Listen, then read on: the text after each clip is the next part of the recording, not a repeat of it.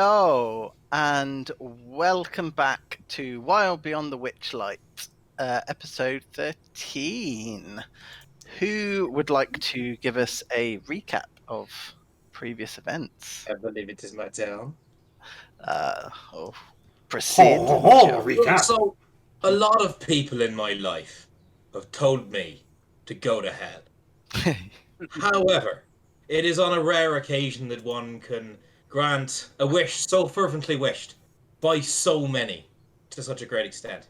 We used the magic of one of the whimsy coins I'd obtained to transport ourselves across the boundaries of planes and into the fires of Avernus to Tommy's blood relative's house.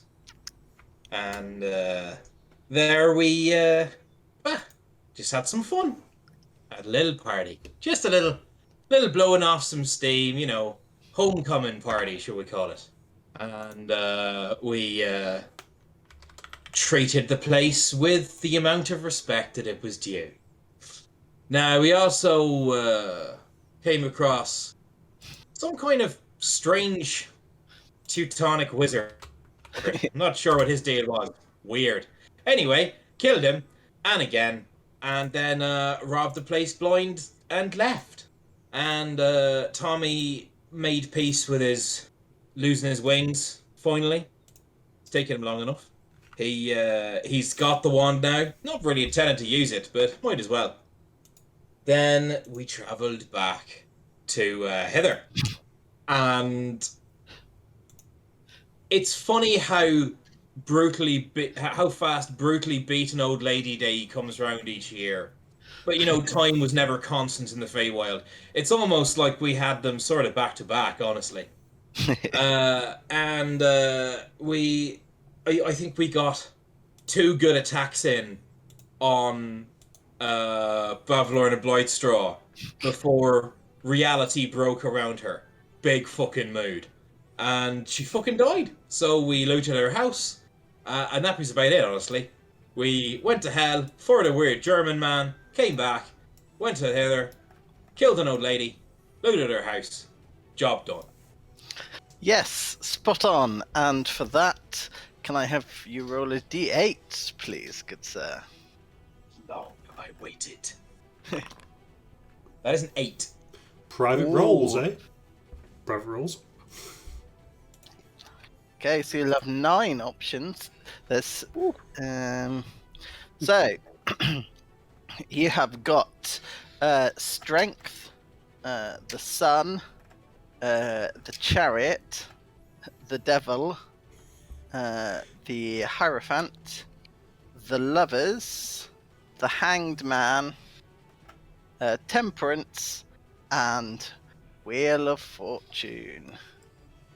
I think recontextualization is the watchword of the day. Tommy's picking the devil. Turbulence, pain, and darkness. The devil Yes. himself. Okay, so even though you've just returned from hell, a portal opens up in front of you, and a very familiar sulphurous smell greets your nostrils. And you can see a shadowy figure appearing at the portal entrance. And then out stumbles a very confused-looking Glowguther. And you can just about in the background make out some kind of hellish workshop where he's got a hell vehicle propped up on all wheels. Oh, hey, dudes. I mean, you're probably a hallucination and everything. I've had too many mushrooms. Are you the guys I'm helping? I just wanted to let you know, man, that one of those rods you were looking for, that it's the gearing stick of the vehicle. That might be useful. Oh, also, I don't know, man. I found these weapons. They might be useful. And he drops the sack onto the floor, and then he disappears, and the portal closes. What? before you go, have this big bag of drugs I just got. I'll hand him a big bag of drugs in recompense. So the portal is almost completely closed, and then it opens large enough for an arm to appear through the portal, take the drugs, and then it closes. Reciprocity, that's what this place is like. Before you are 3 suspiciously good-looking weapons. This is the opening to Kingdom Hearts. It's a staff, a sword and shield. In Kingdom Hearts 2, it changes to be... No, it's still the same choice, but you always get the sword to fight things with or something. I don't know. So, mechanically, you may put your hand into the bag and pull out a +3 weapon of your desire. Flat +3. As far as you're aware, yes. Mariska. I'll go for a short sword. Lovely. You have a +3 short sword. So... How am I cast? There appears to be no immediate effects. I don't believe you. Freya just looks at her shadow on a stick that she already has and goes, nah. Lucius will go for a rapier. Lovely. Okay. 2 out of 3. Not bad. Cool. So for now, you can mark them in your inventory as the +3 weapon. As I say, there appears to be no immediate negative effects. But who knows what the future has in store. Right. The persistent effect for today is that at any time you may re-roll any die that you've rolled. What, once? So you can do it as many. So you can only re-roll a dice once, but future rolls you can also re-roll. Is this advantage where you pick, or is this you have to take the new roll? It would count as if you've used a traditional inspiration point. So you won't gain any. You'll lose any disadvantage of a disadvantage, but you'll also lose any advantage of an advantage. It'll be a flat re-roll. So we've got advantage on everything. Not advantage. So you have effectively inspiration on every single roll. But if we get advantage, that means we can roll 3. No. So if you rolled with advantage and you don't like the outcome of that, you can then re-roll. Say again, sorry.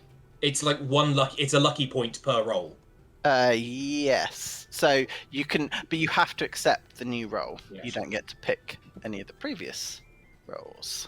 Right. So, and I also believe that someone else. Yes, in a move that should surprise everyone apart from Mike, who's pre-warned.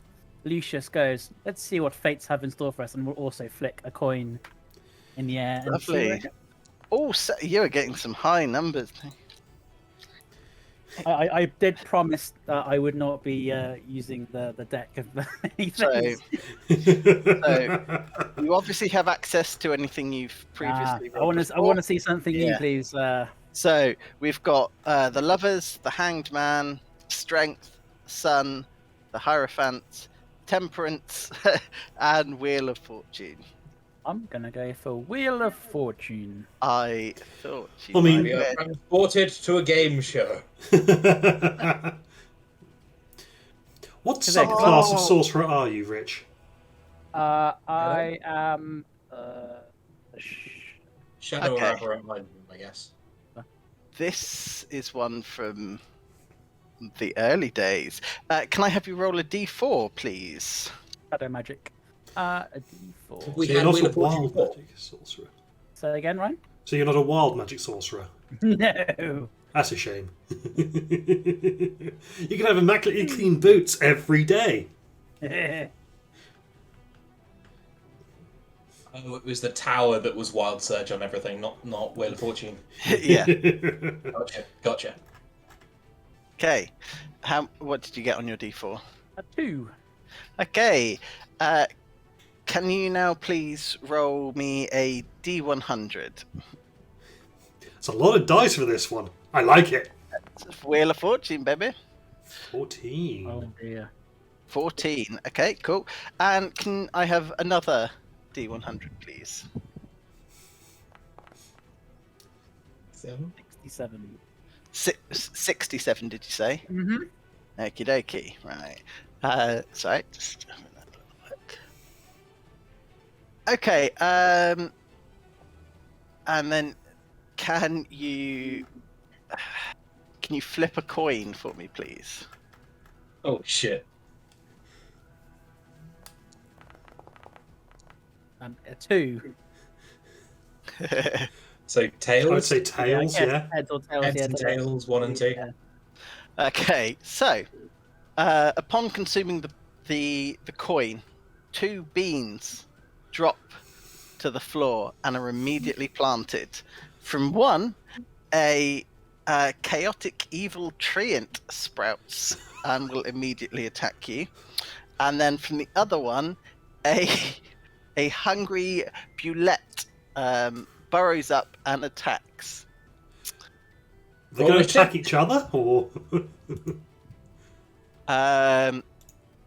They appear. If they attack each other, they're going through you because they're on either side. oh, okay. So yeah. So what's the persistent effect of this one? So the persistent effect is that you, as an action, you may plant a bean from the bag of beans. As a bonus action. Hold on. I thought you said as an action. Yeah, but that is. I may well have done something reckless and just said. Oh, yeah, no shit. I've done that as a bonus action. Cool. So At any point? yeah, as a bonus action. So whenever As many times as we want? yeah, I haven't put any limit on this because this was in my early naive days when I'm like, oh, you guys. Rich, you're going to have a while to plan Spelljammer. How long before we get the mummy? It's going to happen. Do you want initiative rolls, by the way? Yeah, yes, please. Sweet. 9. 9. Okay. 18. Cool. Why? You're not.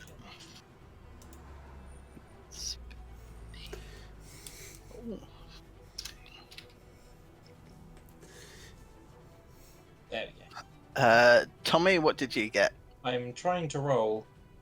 You've already rolled. Where have I? Where is it? In the game log, it says you got a 6. Oh, you there rolled it a is. 1. Okay. Brilliant. I am going to re-roll that. You're re-rolling. Yeah. Cool. Is that part of the... It is, yeah. I got a 10. Got a 10. Lovely. Oh, hang on. I have advantage. Ah. Worse. Never mind. Okay. Oh, I can choose to re-roll that. You can. Are you choosing to re-roll? I'm going to choose to re-roll it. Okay. Ha! 14. Is that total? 14 total. What's your dex score, please? +1. So that means you'll go above that one. Cool. Yay. So it will be starting with Lucius. So what I will do is I might co-opt a Random map. Yep. Bear with me one moment. So, where have I put that? Oh, that's why I can't find any scenes. I'm in the music section. Right, there we go. I'm on the case now. Let's go. Let's go here.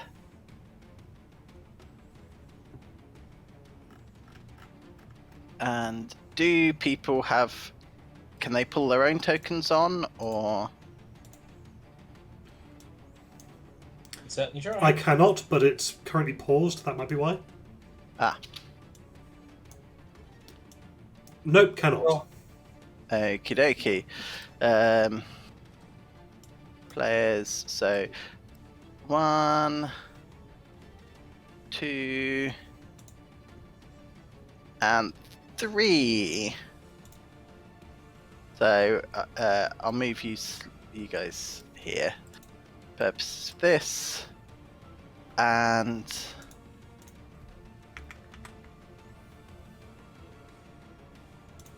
right.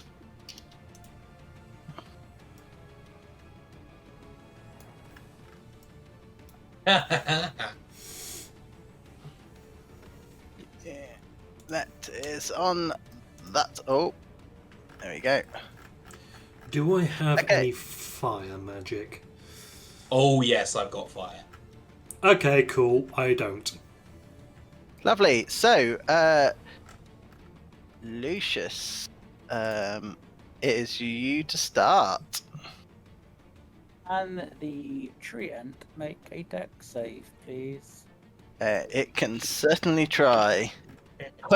No, it cannot. That is a grand total of 4, which I'm assuming is a fail. 23 fire damage, please. 23. Oh, I'm guessing it's weak. So, because it's vulnerable, it takes double that. Correct. So, 46. Okay.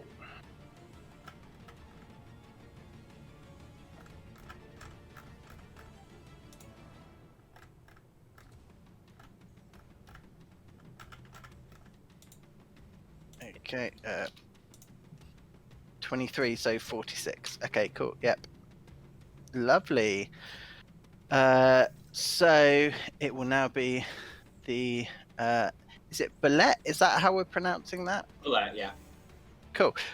It's gonna take a swipe at Tommy there. Brilliant. This could genuinely kill me. Yep.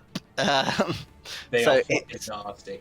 yeah, it's gonna try and bite you for a total of 25 to hit, which I'm just gonna go ahead and say that hits. 3, 6, 11, and then that's a 12. So 23, 24 piercing damage. Nice. Yep. Okay, Freya, you are up. Okay, so I think most useful thing for me to do right now is to summon my Twilight Sanctuary. Holy shit. So that's the sphere of twilight that emanates out from me. Yep. And then it will. And then the spectral owl made of constellation will just slam into the bullet. No, into the treant. Into the Okay. treant. Focus fire. Cool. So this will be 16 to hit. That is going to hit. Lovely. It will take 12 radiant damage. Okie dokie. Oh no, sorry, that's force. 12 force damage. Yeah, that's fine. I forgot which symbol was which. I'm sorry, I'm having a hard time editing its numbers. Cool. Lovely. Now it's going to be the treant, which will. Oh, I yeah, also grant myself temporary hit points. Lovely. Don't say, as a rogue, going last in initiative is an indignity. Yeah, it will. It will raise one of its branchy arms and slam down on your head, Freya. 19 to hit. 19 does not hit. Interesting. Cool. So it will. Oh, wait, hang on. That's a bonus action. Okay, a 19 does hit because I have not You haven't actually. I've animated not the shield. activated my shield yet. Right. 19 does indeed hit. Okay. So that's gonna be. If I've cast a spell on my turn, can I cast a spell as a reaction? I don't think you can. Yes, you You can. can- You Oh, can yes, you because can. the only restriction is spell and a bonus spell in the same turn. So you can cast spells, but even between rounds, you can cast multiple if you have the ability to. Lovely. So I'll cast Silvery Barbs. And can we reroll that, please? So what does that do? Sorry. You must reroll and take the lower of the roll. Basically, it gives you disadvantage and it forces you to use it immediately. Ah. Okay. So. That'll be 15 to hit. You to hit. 15 does not hit. Okay, so it moves on to its second attack then. Yes, Tommy, you can have advantage on your next attack. 16 to hit you, Freya. Not enough. Interesting. Cool. Right. Well, Tommy, you've waited long enough. Come out. Tommy flourishes, does a magician flourish, and pulls out a tarot card from nowhere, and written on it is number 21.5 fireball, and flicks it at the Treant and casts fireball. Lovely. Has that cast? No. That is 27 damage. It's a DC 11 deck save, is that right, Mike? So I believe I had it as it's 8 plus your proficiency plus your performance.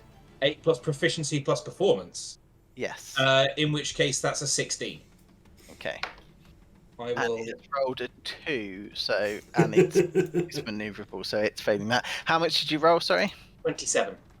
27, 54. Yeah. If I done my maths Yeah, that's the one. correct there. Yep. 54. No, I'm. Oh God, I've minimised everything.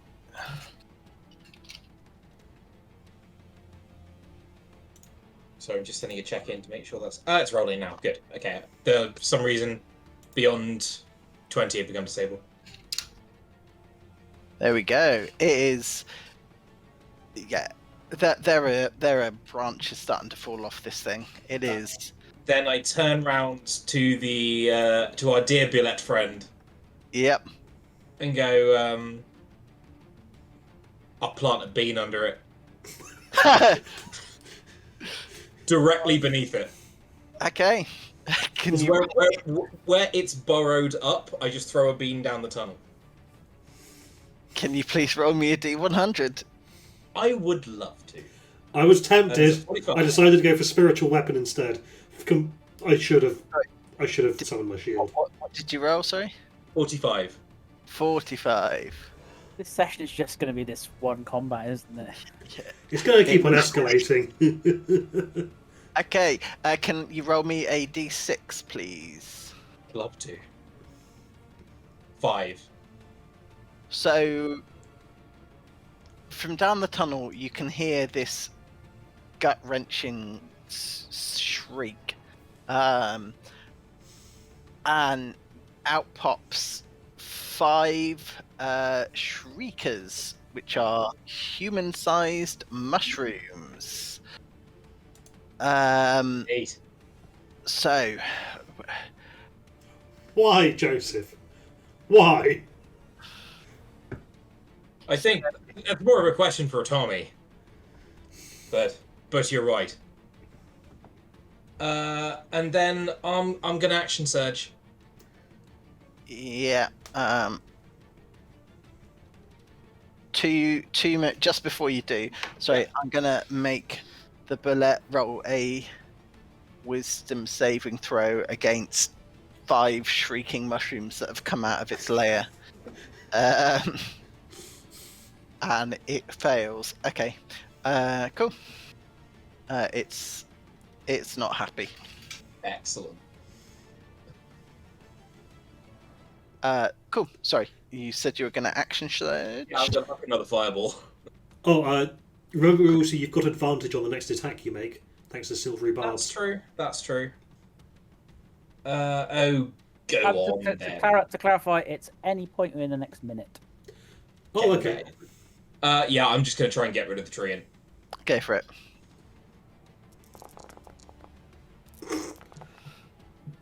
that seems like too many. The first one of those, 26. Yep. Let's just see. Does it make it? It does not. It fails. So Another that 52. cool.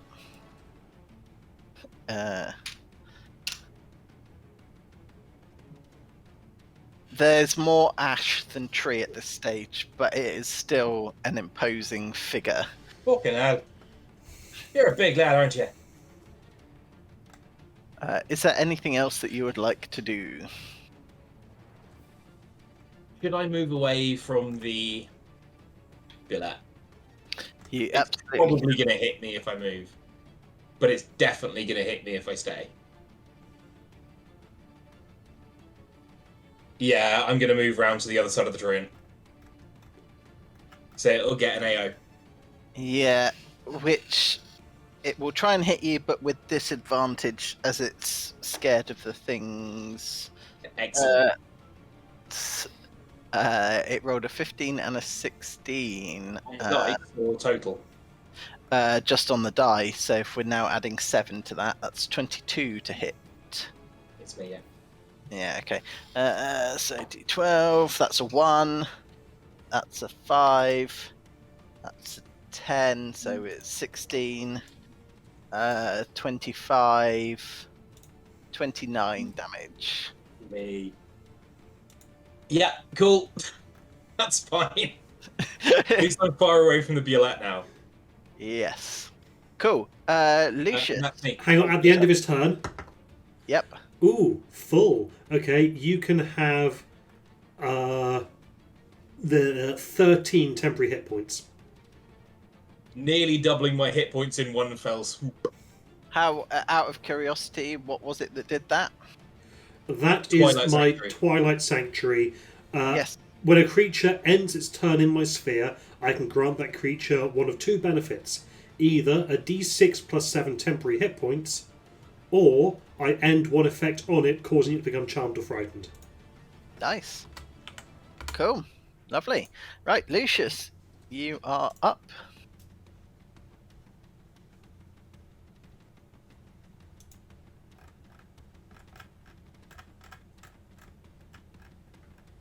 Lucius. Okay,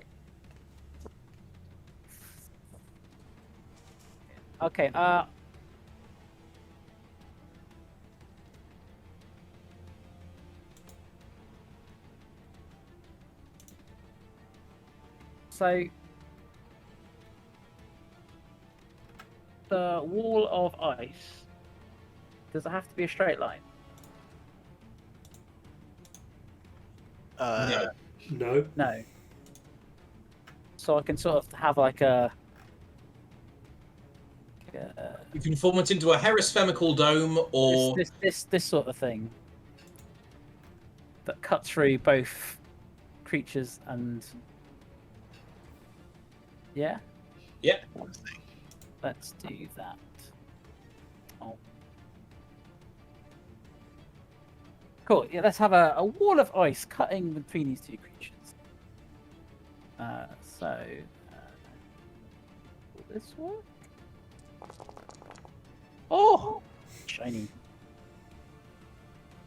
They will both need to make some saves. Deck saves, please. okay, so it'll also be catching the shriekers as well.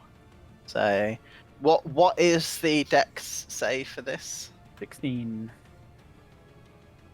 Lovely. So all the shriekers fail that. You can die instantly.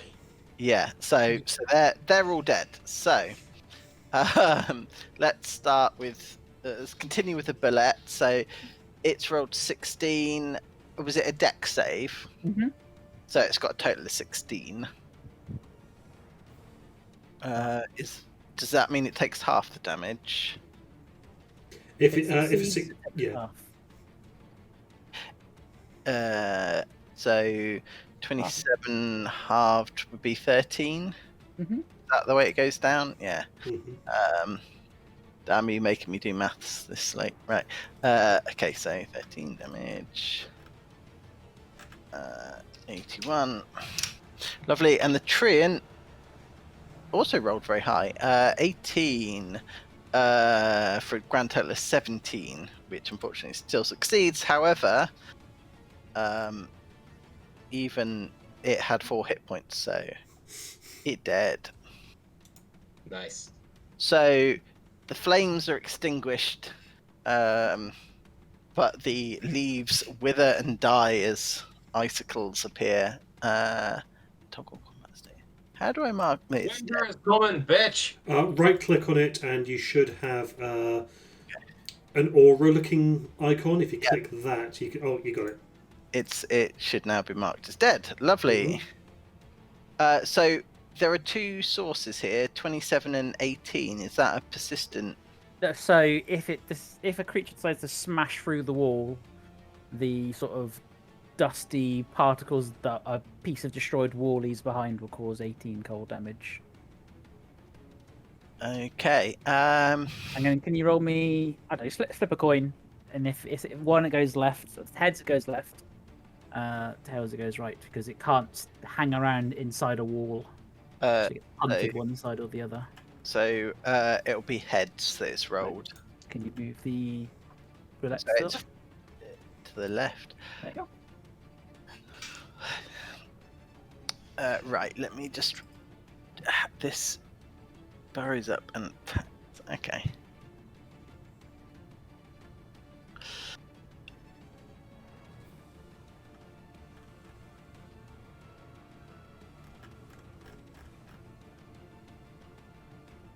So I'm just having a quick read of the actual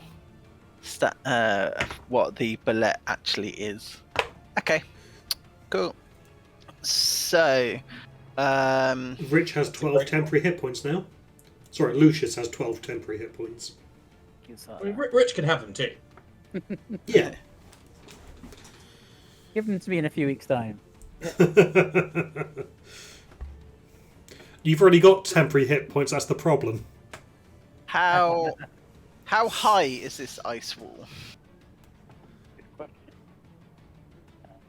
Because 10 foot squares, so 10 feet. Yeah. that is unfortunate because it can jump 15 feet high. Also, it can burrow, so it could go under. It's a great Yeah. white land shark. Yeah, but I can't, like, it's a free willy moment, but yeah, as it makes a ginormous leap up this wall and then smash, which jumps at least. It can then use an action to land its feet in a space that contains one or more other creatures. Unfortunately, that's you, Lucius. Can I have a Dex or saving throw? DC 16. Dex or what saving throw? Strength or Dex. Sorry. Can I use the thing that lets us re-roll everything on this? You can, yeah. Are you using that? It can't get worse than a 7. 14. Or good. 14. So that's still a fail, unfortunately. You're now knocked prone. And you'll be taking 6, 11. Oh my god. 16 bludgeoning damage.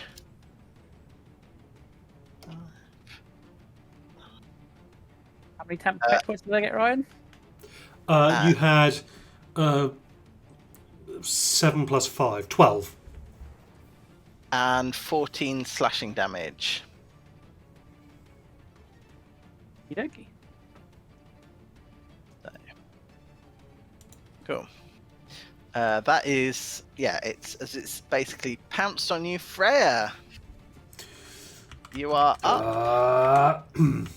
Okay, I'm gonna stand there, but just south of the Yeah. ice wall, Yeah. just to get the flanking, and I'm going to say a word in a long dead language that causes the shield to just pop off my back and just hover around, and then I grab my stick, which has like an orb made of nightmares and shadows on the end, and just whack it with my new maul. Excellent.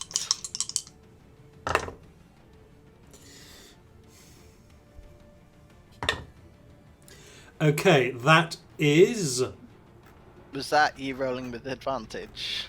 because I have flanking, and then I grabbed it again. Yeah. Dirty 20. Yeah, that hits. When you say you grabbed it again, as in you've used your reroll thing, or just... Oh, sorry. Yes, I did. I used my reroll thing. Sorry, I just... Does that mean that I have to take what that reroll was, or did that reroll only? So, Did that reroll only account for one dice because I had advantage, or do I take that new roll? I mean, that was an 11 anyway, so it'd be a total of 17. So you'd have to take the new roll. So because Okay. you roll with advantage, and if you're not happy with that, then you disregard those results and then roll. I fundamentally misunderstood. I had advantage, and I thought I'll re-roll a lower one anyway. Apologies. Okay, so that's a total of 17. Yeah, that will still hit. Okay, cool. 2d6 plus 3. Ooh, double sixes for 15 bludgeoning damage. And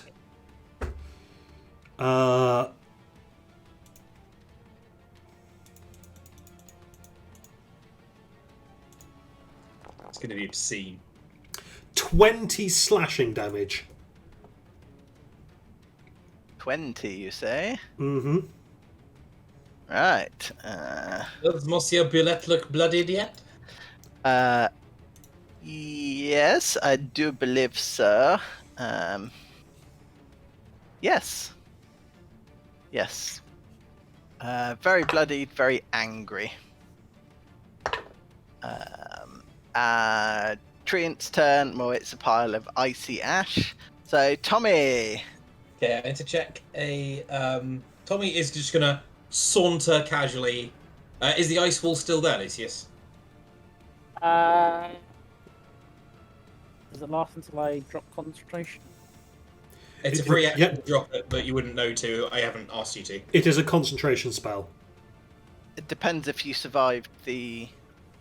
You If would you also make need the to make a concentration yes. Say again?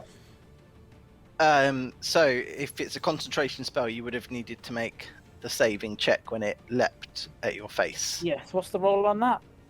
DC 10 con save.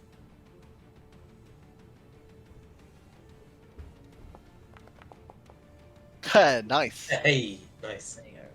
I would not know to drop it yet. So Yeah, that's absolutely fine. Just need to double check. Okay. Could I have another Tommy token, please? Yeah, sure thing. So, are we in we're in a forest right now, yeah? Yes. So there is a puddle of water that is splashing about with all the shaking and the magic off. It suddenly goes completely still, and Tommy's reflection rises up out of it as he uses Manifest Echo. Ooh.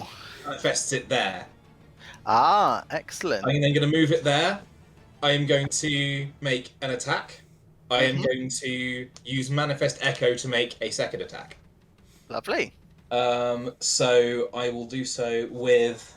Oh god, let's go for the old The plus Plus 3 3 short short sword. Yeah. You have advantage on this, by the way, I do. if you want. I'm certainly going to take it. Yeah. I'm trying to. Oh no.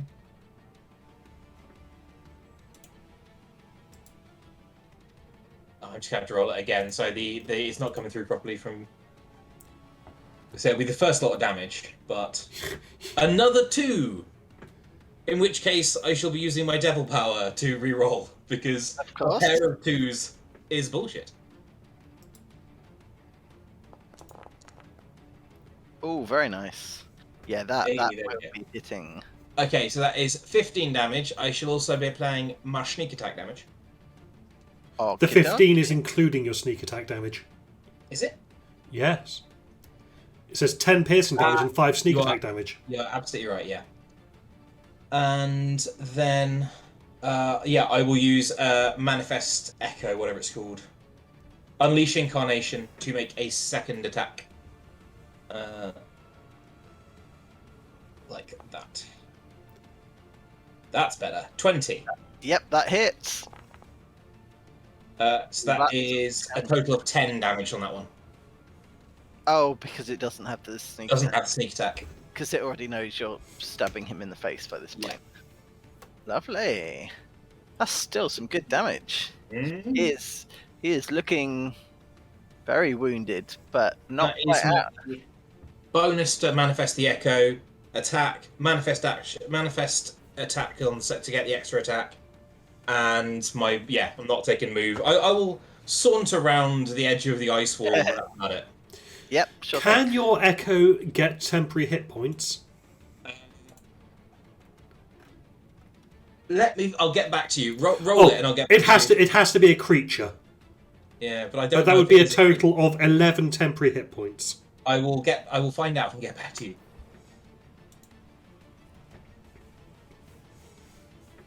It has hit points, so But is it a creature?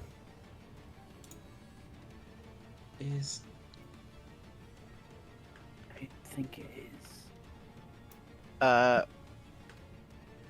It's a monstrosity. Oh no, you're talking about the. the echo? Yeah, Yep, that's obviously. specifically my reflection. With a magical object and not a creature. Yeah, an object is a translucent grey image that occupies space. It isn't a creature, but it can be targeted. It's an object. Yeah. So no. Doesn't get temporary hit points then. Okay. Lucius. Sorry, I assume you were done at this stage, Tommy. I am. The other thing to point out is that the echo, as it appears, looks exactly like Tommy, except for the fact it has a vast pair of flaming moth wings on the back. Nice.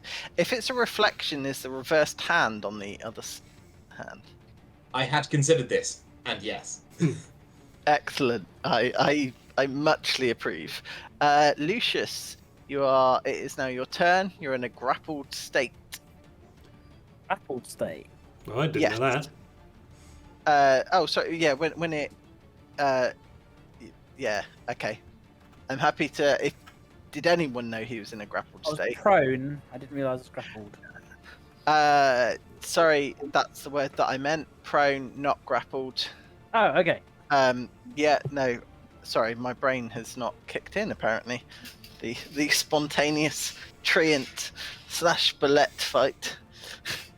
Yes. So you're prone. You're not grappled. I will stand up. Excellent. Creature to there. Okay. And I will cast Cone of Cold. Marvelous. DC 16 con save, 41 damage.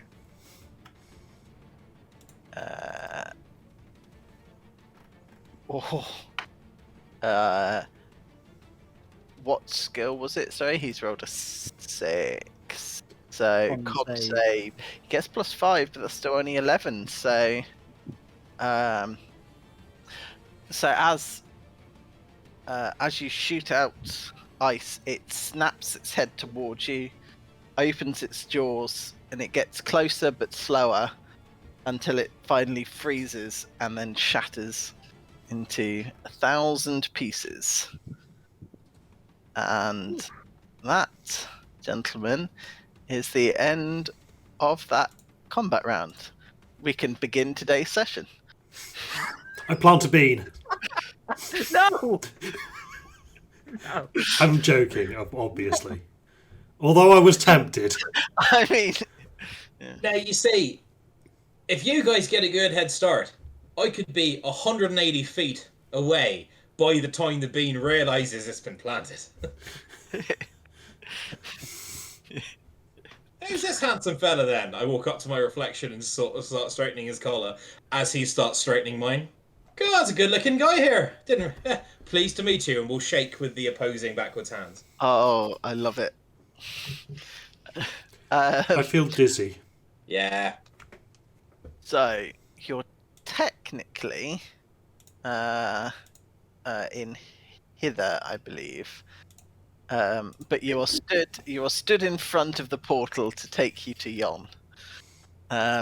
However, if you hypothetically wanted to take a short rest, here would be an appropriate place to do so. Short rest. You say. Please, Yeah, yes. I mean, did we have a long rest when we leveled up? Because I hadn't actually hit the long rest button before this session. No, You're right. You can indeed take a long rest. Sweet. And while you're taking that said long rest, I am going to pop to Lou very quickly. I need to change. Or we're getting there. So if I had rolled the bean, I would have got an 83. What would an 83 have been? I'll have to look that up.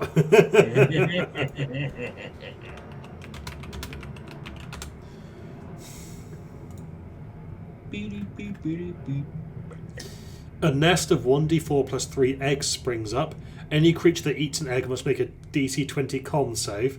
On a successful save, a creature permanently increases its lowest ability score by 1, randomly choosing among equally low scores. On a failed save, the creature takes 10d6 force damage from an internal magical explosion. We're gonna plant some more beans. 91 to 99 is Mummy Lord. Yeah. What we should do is, I'll wait till Rich get back. Rich is back. So what we should do is immediately go right to the Hag's Castle, and instead of doing anything normal, we just dig a small hole under one of the walls and throw beans in until we have to run away. Siege warfare with beans. I mean, we can plant 3 beans around through the through the wall. Yeah, like there is no battering ram more effective than an entire pyramid appearing under your curtain wall.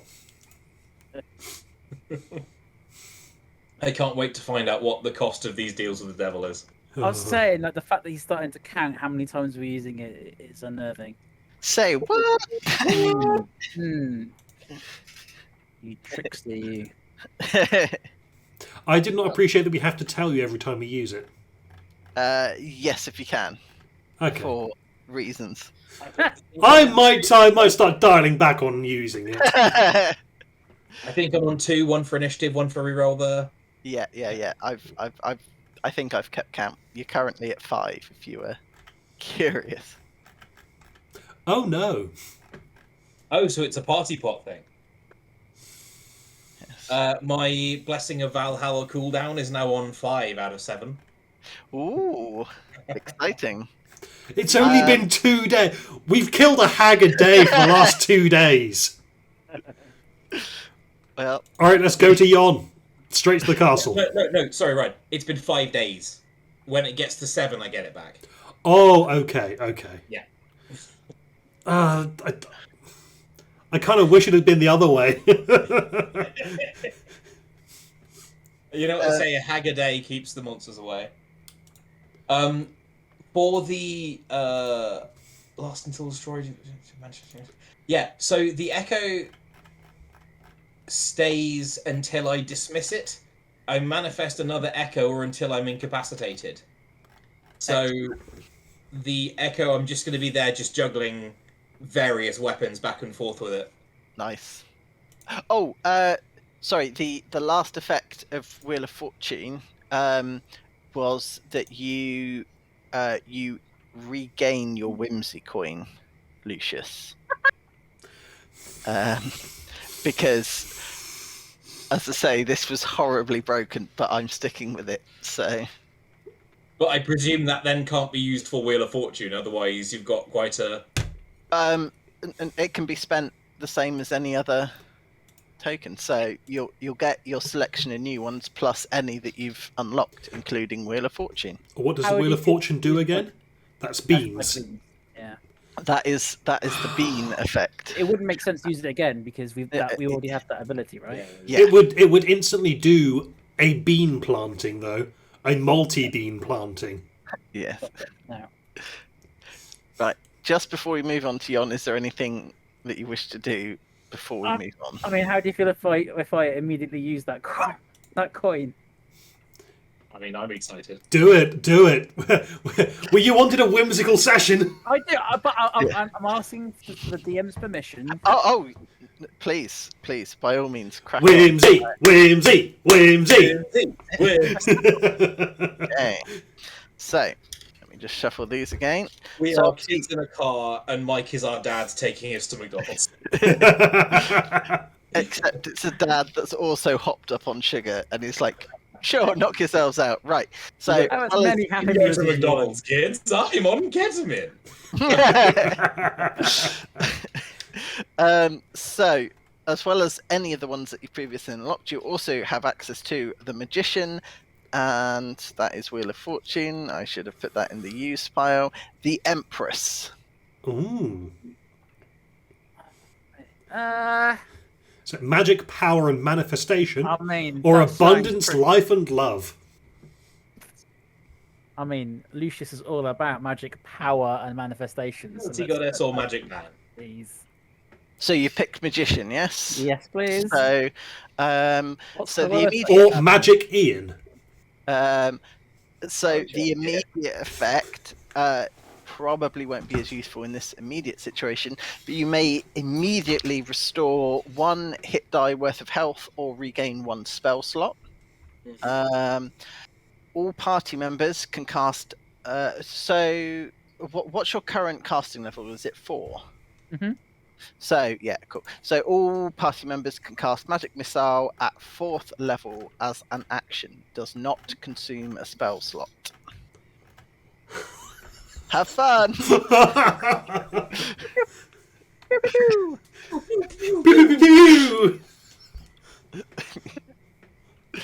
Yeah, I mean, like, narratively, you know what's happening here, right? We are just playing laser tag in a forest. You know, we've got little paint balloons, and because it's an auto hit, you go pew, pew, pew. Dear. Right. This is so much fun. Right. Are you all happy to move on to Yon at this stage? Yes, please. I'm tempted to use my coin. No, Hey, I'll sit on it. Ryan. I'll sit on it for a little bit longer. Okay. I mean, Right. I was using it because I have 2 of them, and it's my turn next week. So it's like, Okay. So, the magical doorway opens upon a mountain range.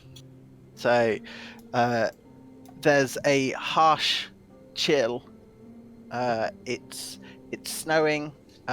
It's incredibly windy. You think off in the distance, you can just about make out some kind of hurricane of some description.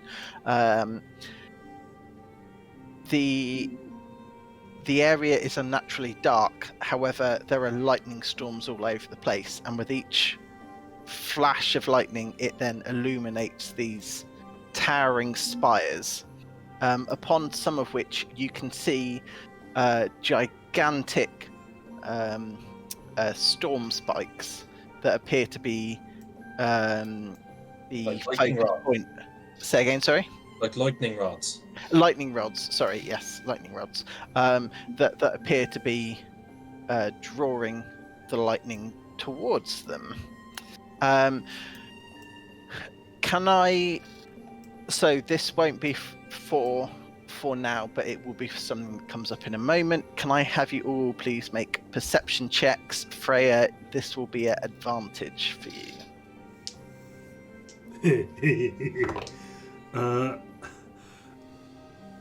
Really? That's a 16. I rolled a 4 and a 7. Okie dokie. So Tommy's got 10. Frey, you've got 16, was it? Yep. And Lucius, you've got a nat 20. Okay, cool. I mean, my passive perception is 19. I will also keep that in mind, because there are... but yeah, there's a specific thing. So... I'd also like to say that I am very much in favour of bringing Jingle Jangle to Lockbury Henge. Ooh. Yeah. You can indeed move freely between the places, so... Whereabouts are we on this? Where have we come in? So, you have come... let me... If I move... add the group token. So, Right. so you've appeared towards the south. So, in front of you is a ginormous boulder that has been etched into the shape of a throne. There are astronomical symbols and an inscription that is... So while everything is translated into Fey, you believe that the origin is actually Elvish. And the inscription reads as follows: I am a traveller from a distant land. My name is Mazikoth, Keeper of Stars. Sit on my throne, disciple, and unravel. Would you mind popping that in the chat? That would certainly be a sensible thing to do, wouldn't it?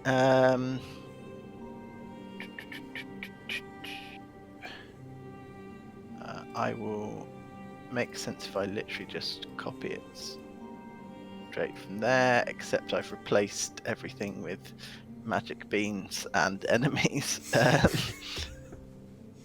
Let me pull back up the actual adventure book. Right.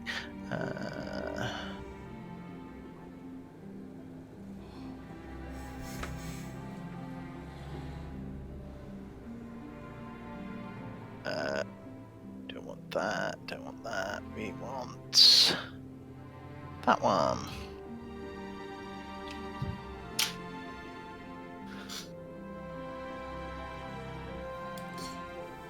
So we left from Heather, right? Yes. Where did we leave from? From Bavlorna's swampy yes. throne room pond thing. That is correct, yes. Okay, not a place to plant a bean. I mean, the entire area is swampy, fertile soil, so... I mean, if I just planted a bean out the window and then hopped in the portal. Yes, that's fine. Can you roll me a D100? Actually, are you able to roll it secretly? Ignore that one then. So that not even you can see it. A blind GM roll. Yes. Just so that there's a lovely surprise for when you return. Okie dokie. I hope it's not in the 90s. Okay, cool. So, this notice on the cart with a chair. It's not a cart. It's a boulder that has been chiseled into a throne. So it's a gigantic stone throne. And there's no. Do I know the name Mazikoth? Can you please roll me an intelligence, arcana, or history check? certainly can. It will be okay. Well, that's unfortunately that is a failure. I'm gonna reroll with the devil die. Of course. Reroll as many times as you wish. I'm so happy about that, and I'm not upset about that. I am. I am going to use Psychic Knack to add a d6 to that. Okie dokie.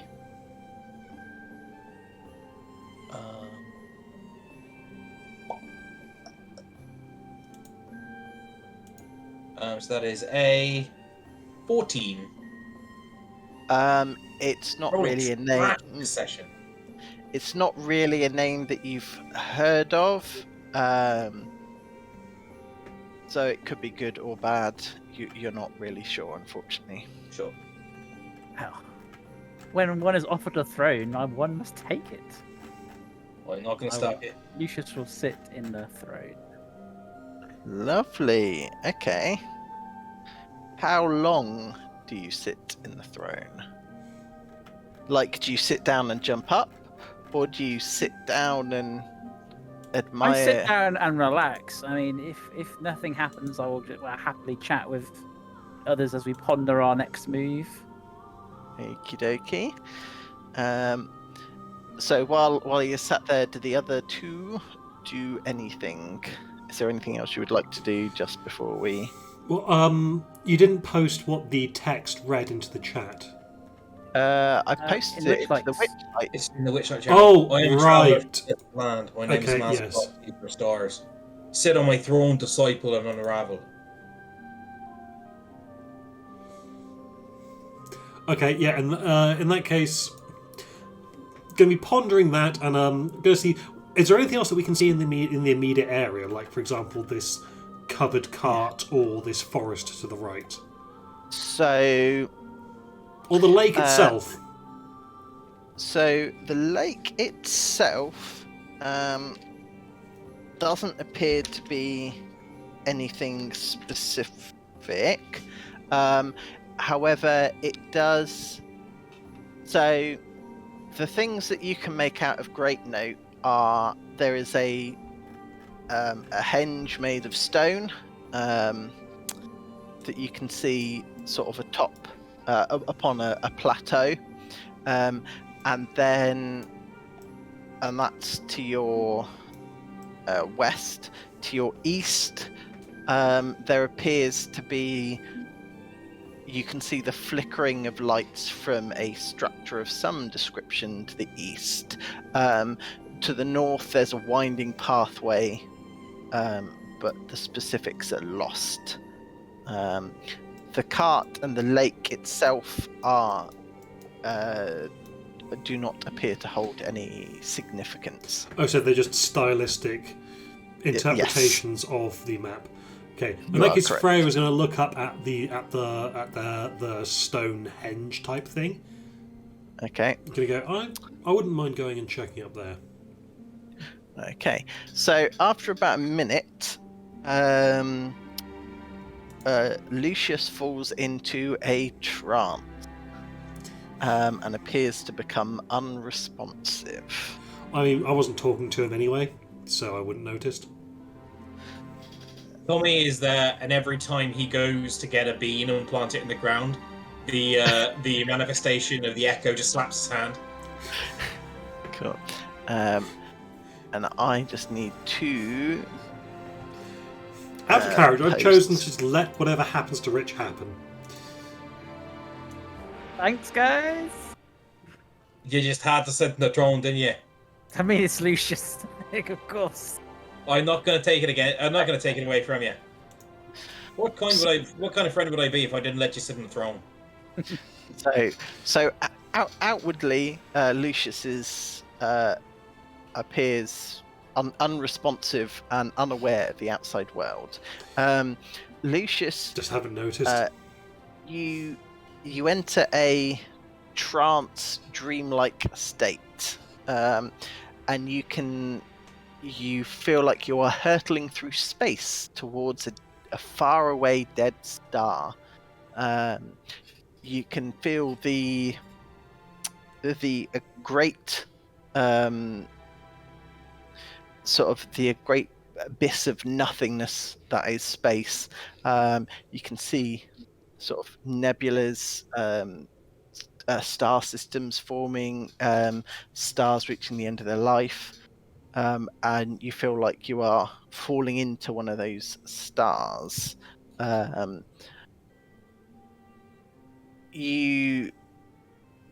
As you fall into the star, something sharp hits the inside of your mind, and you feel like you have gained a fragment of Mazakoth's psyche. You can now gain proficiency in one of the following: Arcana, Deception, History, Insight, Intimidation, or Survival. Permanently? Permanently. Me? Wow. Here, back. Yeah, of course. What was it? Arcana. Arcana, History. Deception, History, Insight, Intimidation, or Survival. Intimidation. If you are proficient in all of them, then let me know. No, I have some choices. Yeah. Yeah. I will pick intimidation. Hopefully. Yeah, that is. That will be a permanent gain. I think I would have chosen the same for Freya, because I feel like she is very intimidating, but she's got a -2 on it. So, so that's Lucius's portion. You guys are now stuck with an unaware and unresponsive Lucius for the time being. Well, eventually I'd turn around and go, Lucius, Tommy, what do you think about going up to the top of the hill there? Check out those Yeah, I wouldn't stones. mind. Lucius, I poke him to make sure he's not turned to stone again. Oh, not frozen in time again. Is he still squishy? Yes, yeah. Physically, he appears in perfect condition. Right. I am think going to he's haul done. him out of the chair Cool. and dunk him in the lake. You have made him cold, but otherwise it has had no effect. Is there anything else you would like to do or try? I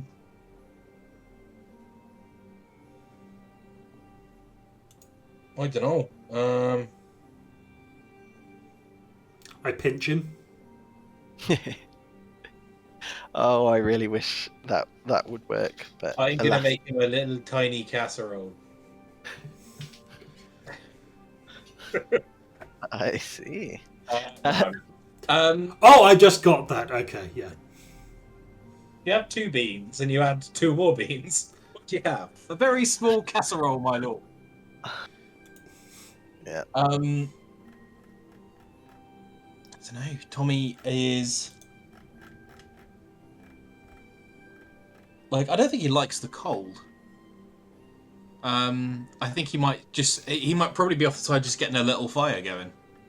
Yep, that's entirely valid. So Oh, interesting. I do not have Lesser Restoration prepared.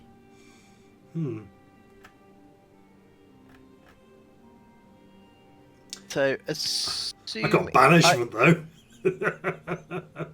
I am assuming that you guys are sticking with Lucius. You're not continuing onwards without him. Oh no, for sure. In that case, unless there's anything else you would like to try, you happily set up a small camp, and after about an hour, Lucius regains full consciousness and appears physically unaffected. Although, Oh, buddy. Face is my best guess. Space. Conscious just floated into the abyss. That's irregular. I feel different somehow. You saw the Right. stars. We're inside of one, I think. Good different or bad different? Good different. Alright. you find out who Mizakoth is? No, but I believe he's given me some of his power, which is always appreciated. Nice.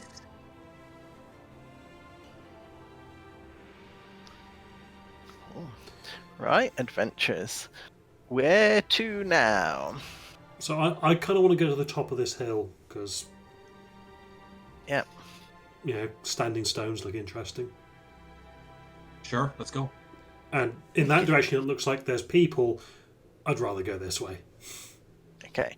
So, as you travel towards the henge that is made of stone, that I was unable to find any fantasy maps for because Stonehenge always resolves one specific image. On your way towards the henge, you can see you're catching up on a couple of figures.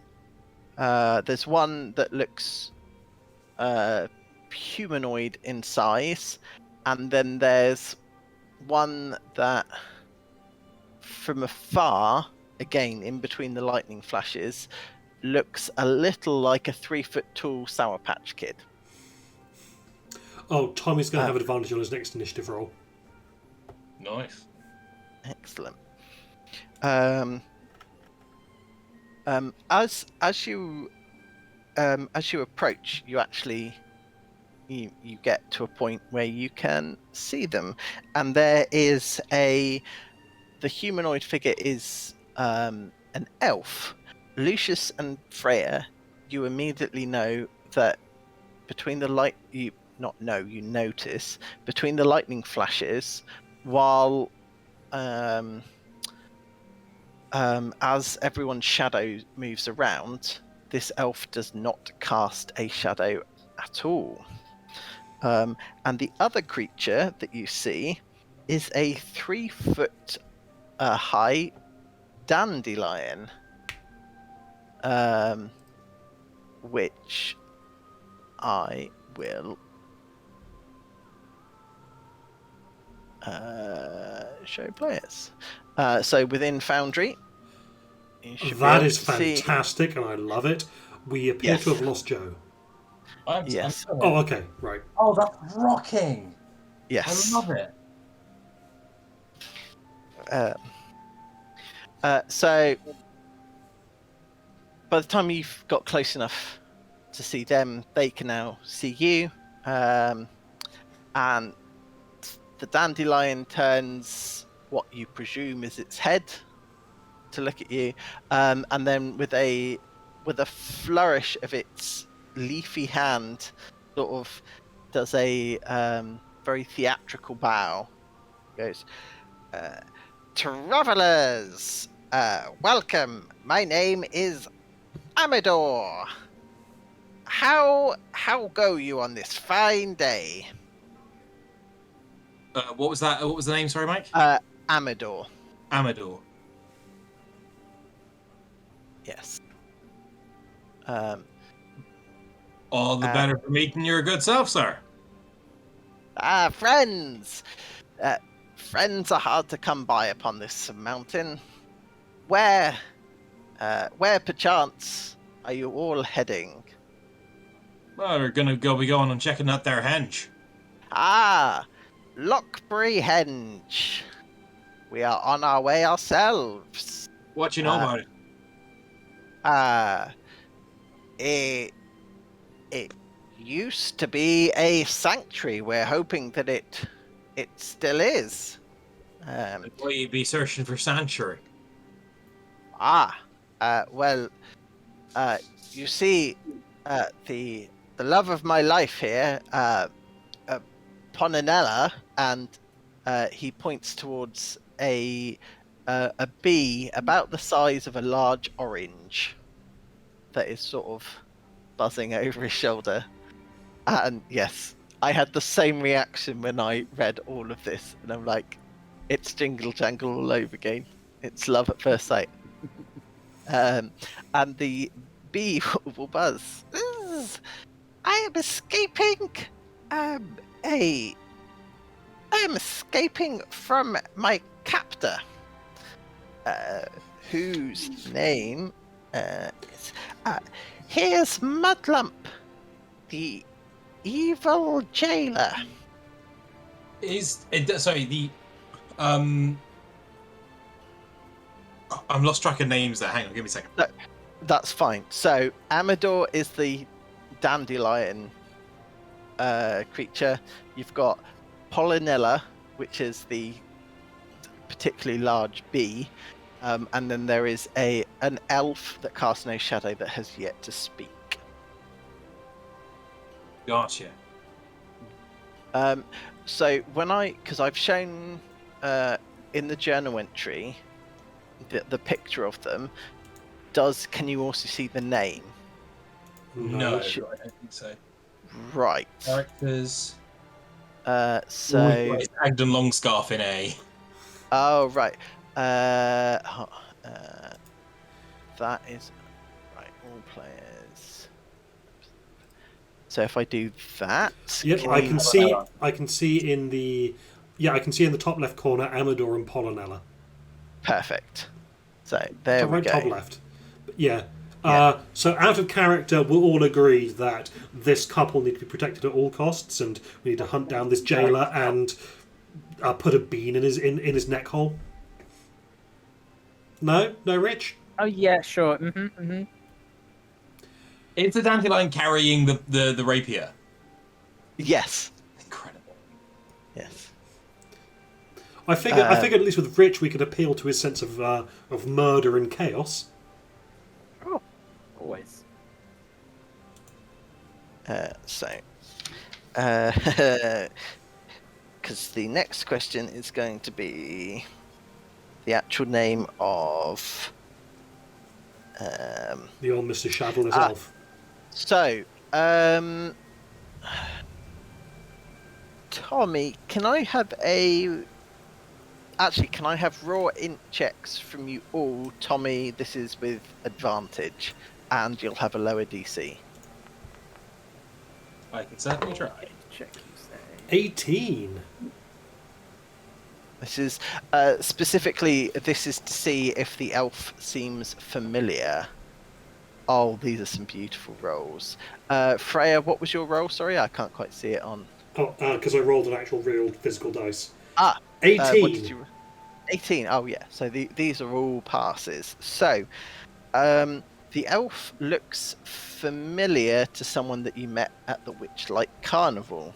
You can't. While you don't think it's the same person, they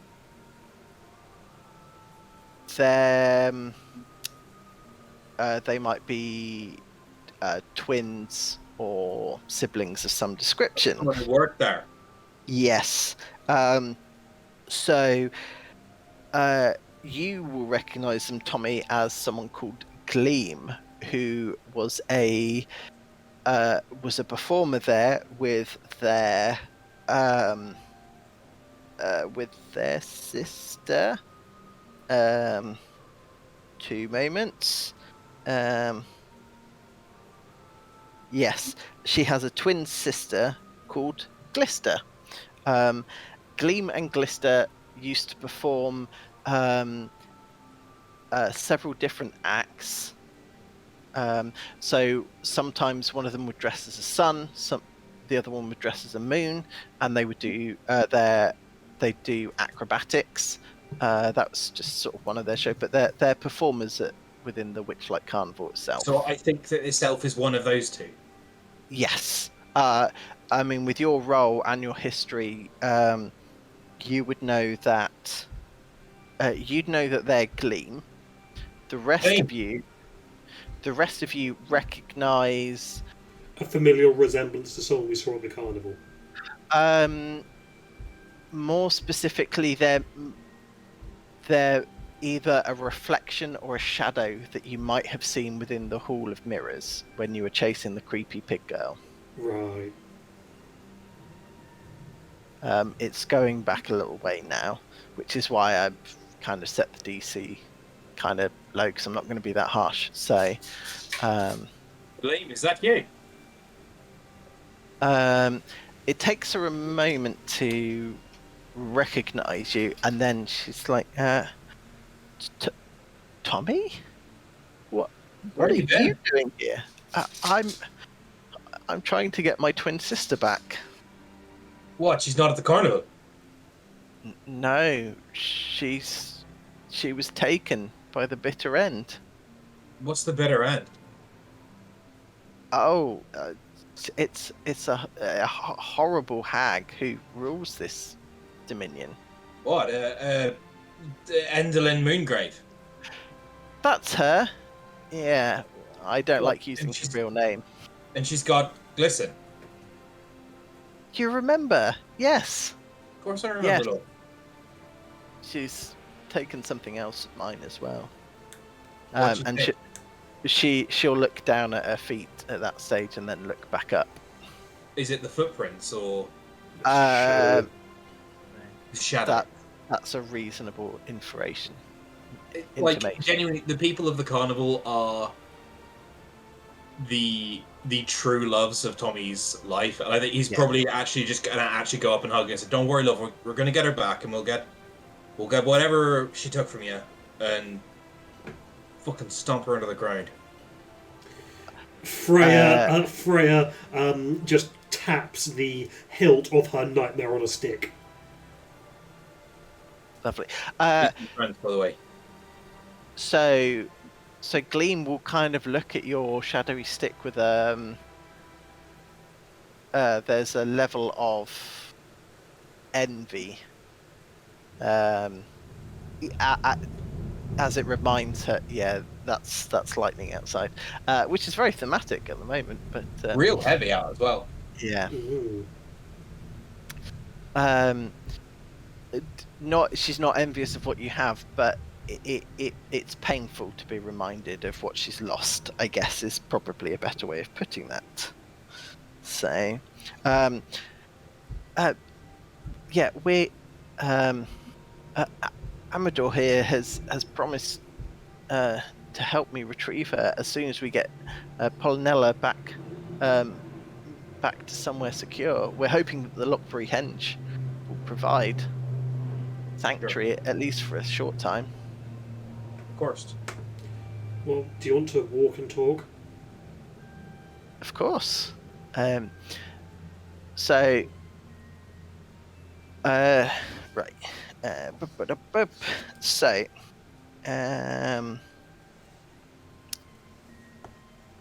I just want to double check in case there's anything else they needed to have told you.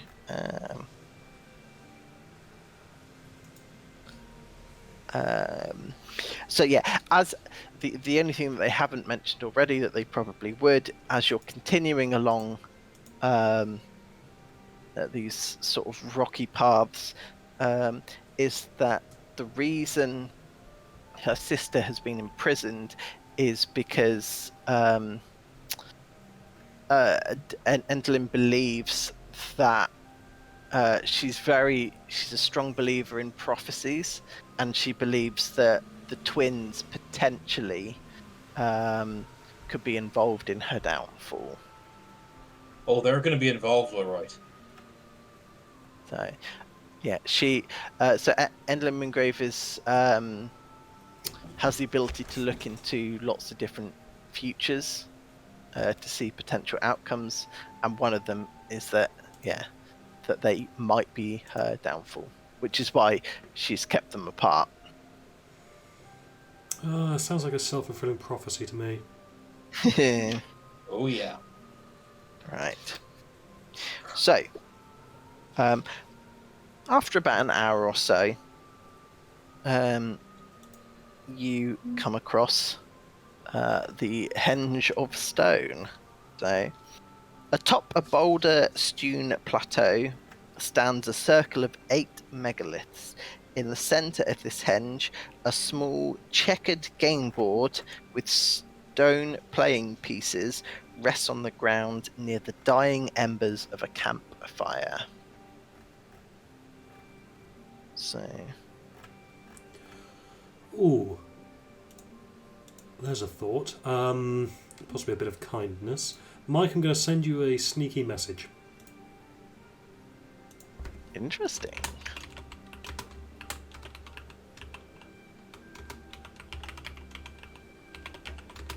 It coming down your end as well, Rich. Oh yes. Not as impressive yesterday, unfortunately.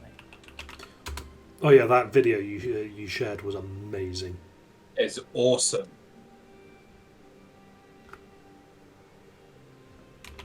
Ah, Love it.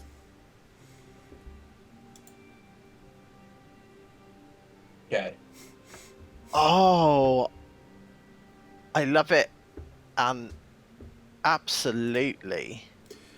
Okay, yeah. Well, without a word, Freya will just at one point reach up and put her hand on what's her name, Gleam, Yeah. on Gleam's shoulder, and just give her a comforting pat on the shoulder. And then, as she leaves, yeah,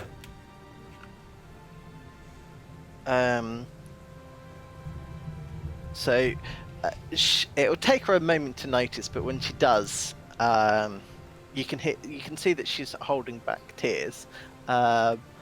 it's just a temporary kindness, but it's I have nothing with which to repay this generous act.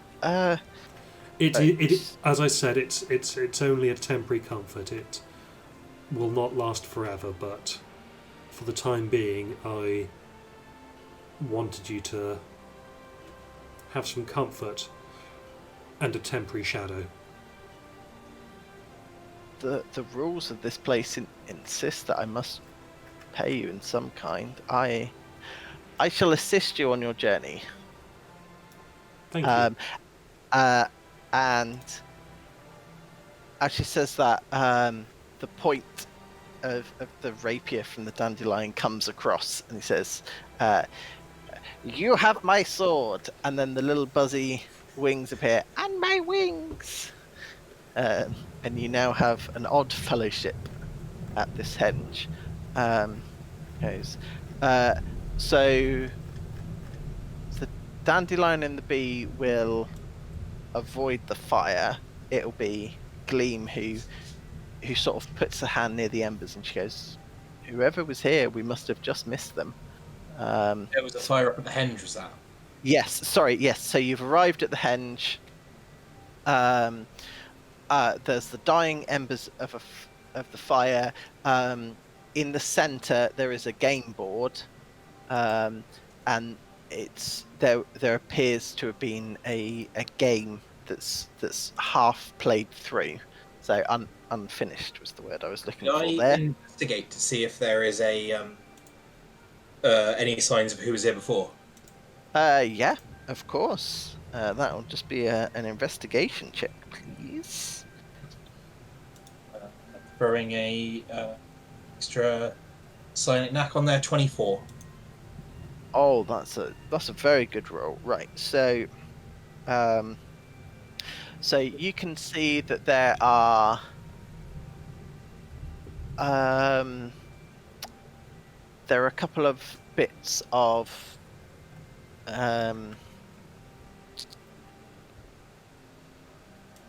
they'd be they're hollowed out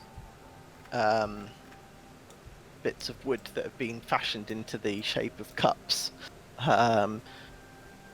You find those littered on the floor. There's still a sweet, sticky content from within. It's a sugary drink of some description. You can see sort of footprints within the ground, and I just need to double check exactly what size footprints, because that's going to be pretty key. So they're hooven footprints that appear to have been left by a small creature, but there were a lot of them. So where the game was, it appears that there were two players, one either side, and then a small crowd had gathered round. And you can also see with a 24, you can also discern that actually there might have been some dancing going on, as some of the areas quite heavily pushed down. You can see that the game was probably about 3/4 of the way through. One side appeared to be losing slightly.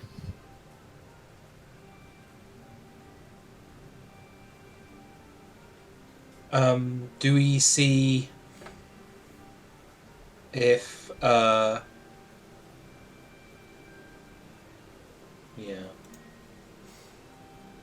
Amadar, Bonanella, what kind of thing were you expecting to find here? I'm afraid we don't know. We have only just escaped from the jailer. We had heard that at the henge there was a great queen, and we had come to ask for her protection. The exact nature of this place has always been shrouded in mystery. There must be a way to seek an audience with her. Perhaps if we wait, she will return. Does it look like the game? Does it look like the pieces can be reset? Yep. Yeah, they can be reset. I'm going to try to reset the pieces. Okie dokie. So I just want to double check something.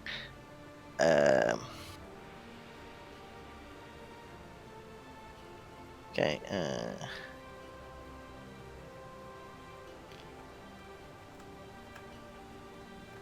So.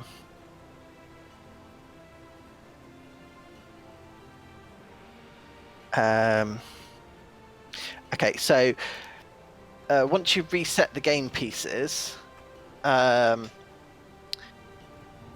out of the stone leap two small Feywild goat-esque creatures, which I definitely have a picture of somewhere.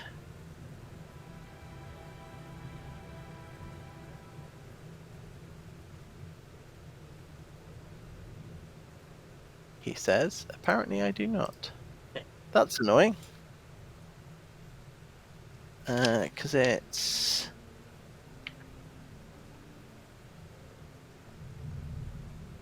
Oh, okay. Okay. Apologies for that. I have all the creatures other than that one. That's okay.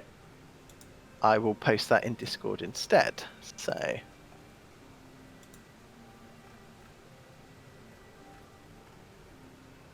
And...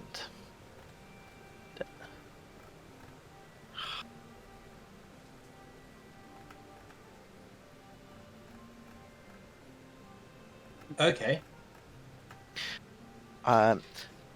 So two of these will literally leap out of the stone.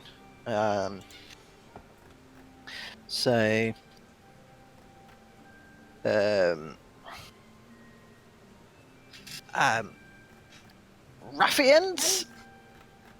How dare you ruin our game? Easy there. Who are you then? Who are we? Who are you? We were almost finished and you came by and reset everything. I was one move away from winning, and then the other one chops it. No, you weren't. I had you on the ropes.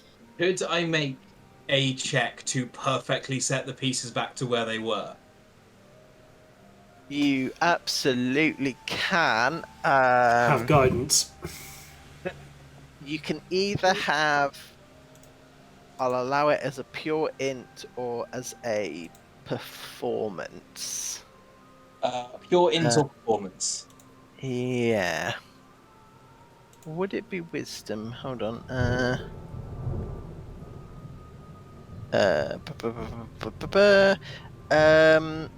No, as it's from memory, I'll go int. Pure int or performance. So that would be pure int or charisma-based performance, presumably. Yes. Um, because even because it's a difference. So int will be if you can perfectly recover it, or charisma will be to put it back in a way that appears like you have put things back. Oh, okay. I'll stick with the performance. That'd be a 21 total. Oh, lovely. They If you're that upset, as I'm just moving, like my arms are moving independently. If you're that upset, like 3-card Monty, find the lady kind of circus performance, moving everything, and then reveal, and it appears that they are back exactly where they were. Okay, so that's beautiful. I love that. They actually start applauding, and at that point, about there's 6 more of these creatures literally leap out of the rock, and start sort of gathering round you as this sort of theatrical master, and they go, apologies, you're one for the theatrics. Well, Yes, You've been known in the past. well, if you intended no rudeness, then of course you are welcome. My name, Might I have the pleasure of addressing? of course. So, my name is Argental, and then he points to his colleague and he goes, and this is so Argental of Shale, and this is my friend Jagu of Chalk. So one of them is actually made out of chalk, and the other one is made out of shale. These are little stone goblins, dwarves. Things. Yes. Anyone can make a nature check if they want to know the species of this creature. Go on. 8.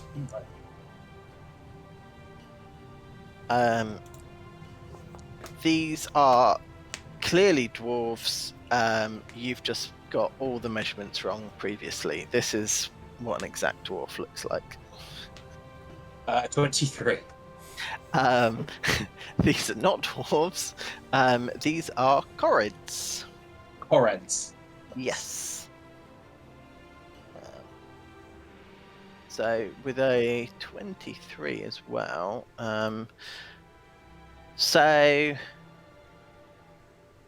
They're chaotic creatures, but they tend to hold no sway to good or evil.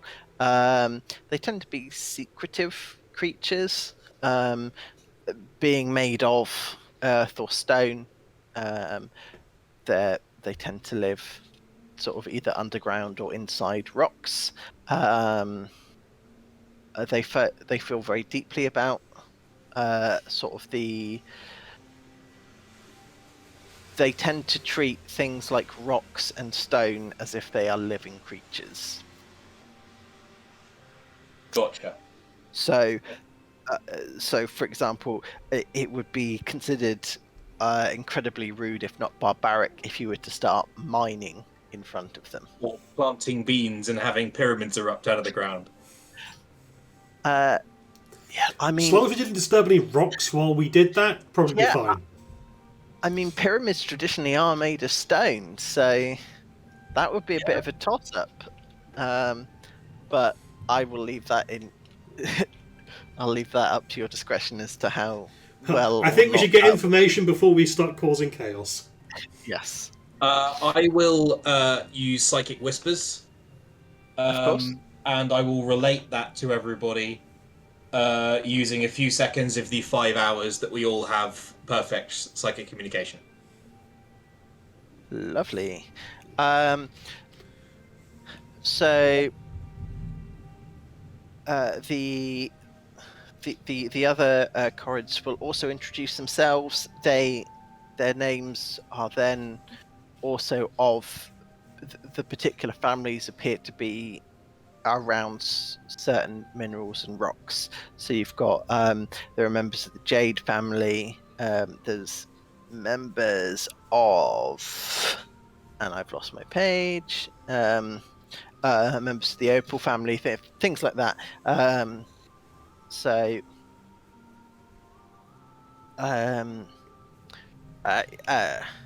Yes. Welcome.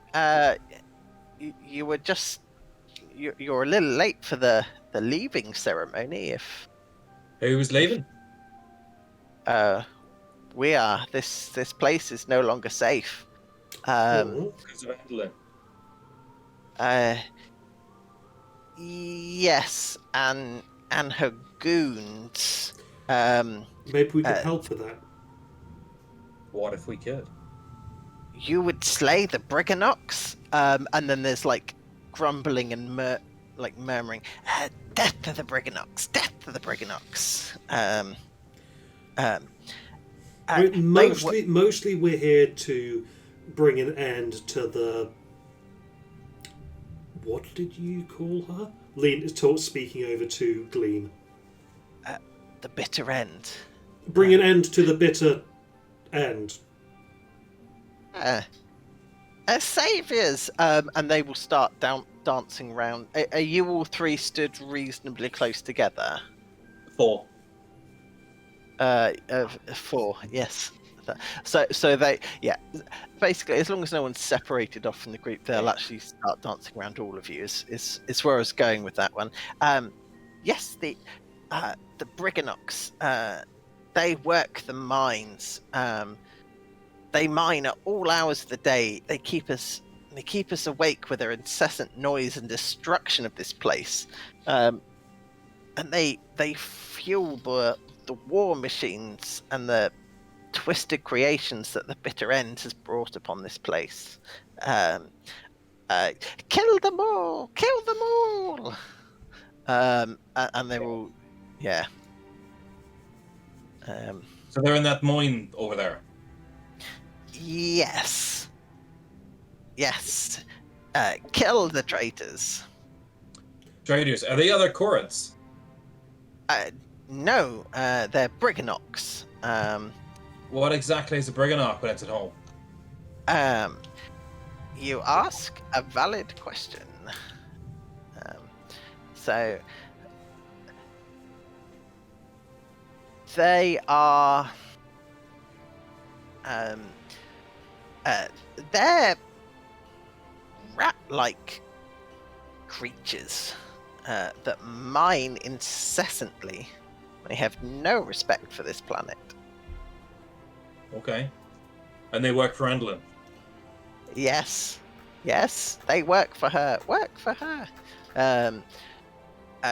They mine materials that she then uses to further corrupt this place.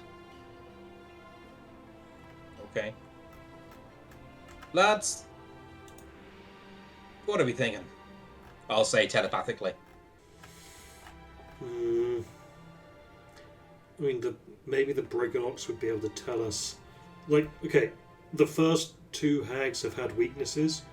I would like to find out this hag's weakness, because if the other 2 had them, this one will have one. Sure. Was that psychically? Psychically, Yeah. yes. So maybe this lot can tell us her. Oh, I agree. I already know her weakness. You already know her weakness. She fears the eclipse. The eclipse. The eclipse. The eclipse. Interesting. And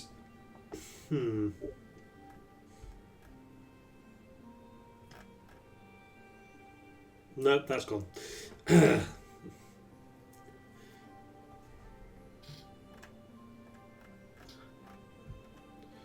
Okay, so maybe we don't necessarily need them to give us the No, but give us the hints. But if these Briganox are supporting her, then it would be a good idea, I think, to remove her support. You know what? I agree. I think that'd be a charming idea.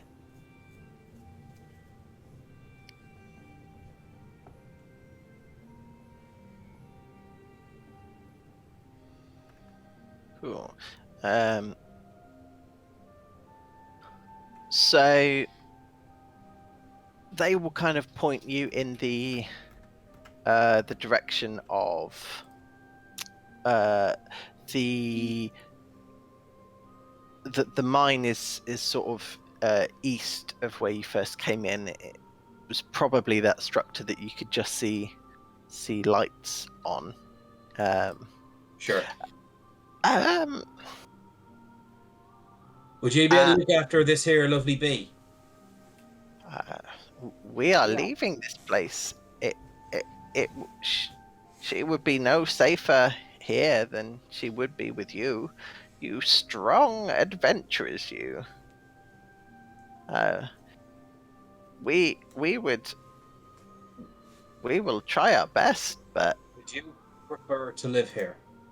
Would you prefer to stay, all things equal? yeah, yes. Oh, and I'd like my hair back. And he strokes at a very, very short beard, but he strokes as if it was much longer. Lynn? Endlin, she snipped it right from my face. She weaves terrible contraptions. These contraptions do.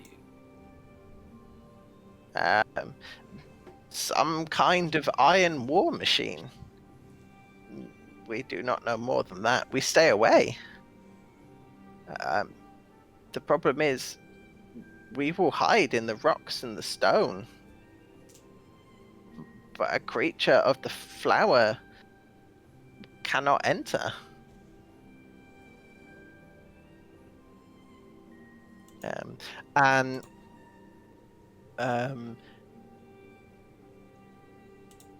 At that point, the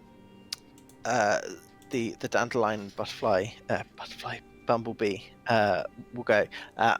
It is fine.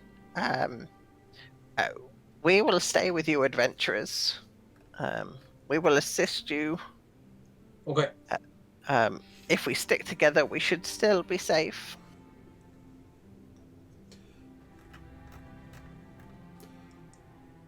I mean, how about going to Tether?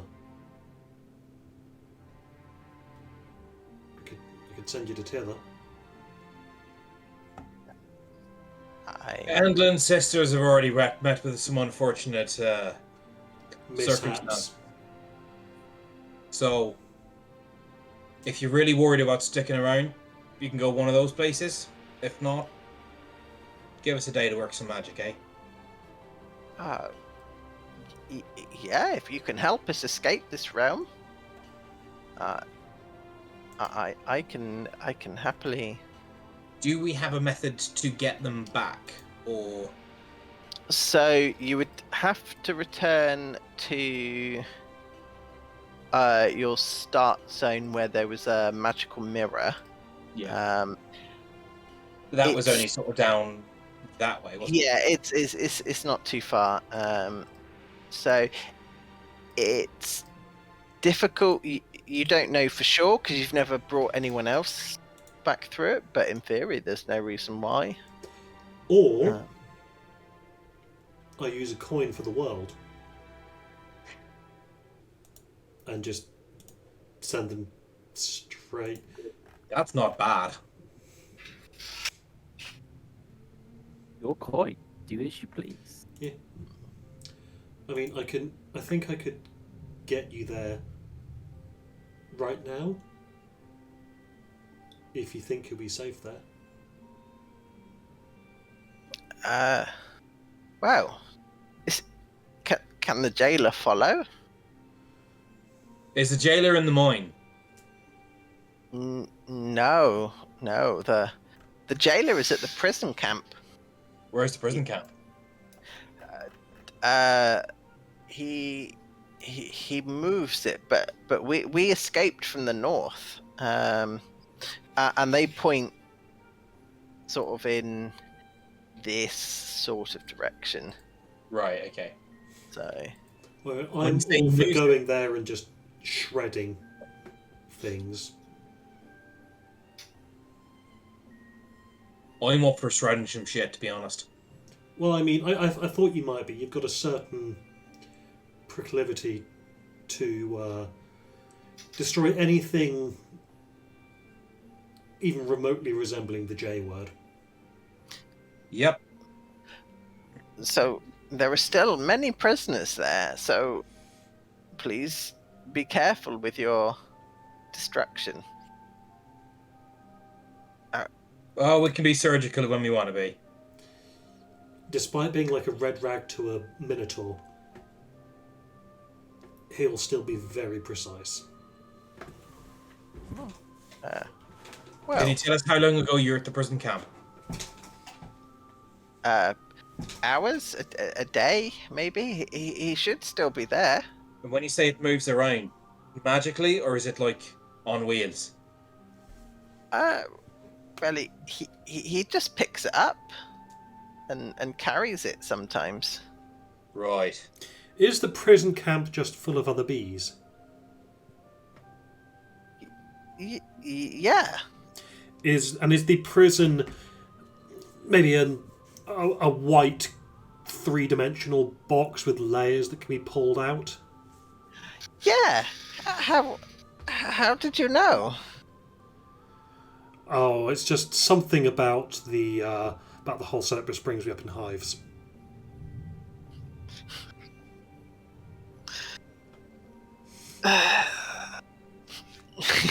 You Yeah. and your honeyed words. Stop it before you both take an arrow to the knee. I thought that was going to be another bee pun there. I was you're expecting acting another slightly- bee pun, and I was expecting to tell you to beehive. Yeah, you're acting slightly waspish there, Mike. You guys are missing the point.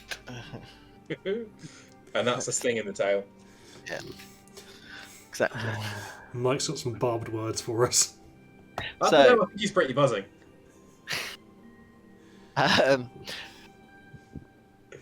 So Something about stripes. yeah. So before you're banned from YouTube permanently, shall we- so Hags fall, everyone dies. yeah, if you if you intend to confront him, then we can follow, but we will remain hidden at a safe distance. So to clarify, the jailer, both the Koreds and the bee are afraid of. No, the Koreds are afraid of the Briganox and Endlin, or the Bitter End. Polonella is afraid of the The jailer, jailer. specifically, yes. Okay. Well, if your man the jailer is only sort of around there, I suggest we pay him a visit, and then go back to mine. Hurrah! Excellent. So you head off. So Well, before we go, it's like, so, I mean, we're going to be dealing with this bitter end. Is there anything that you can do to help?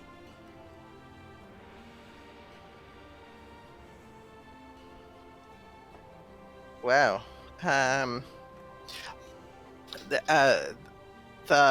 the materials from the mine are, some of them are used to create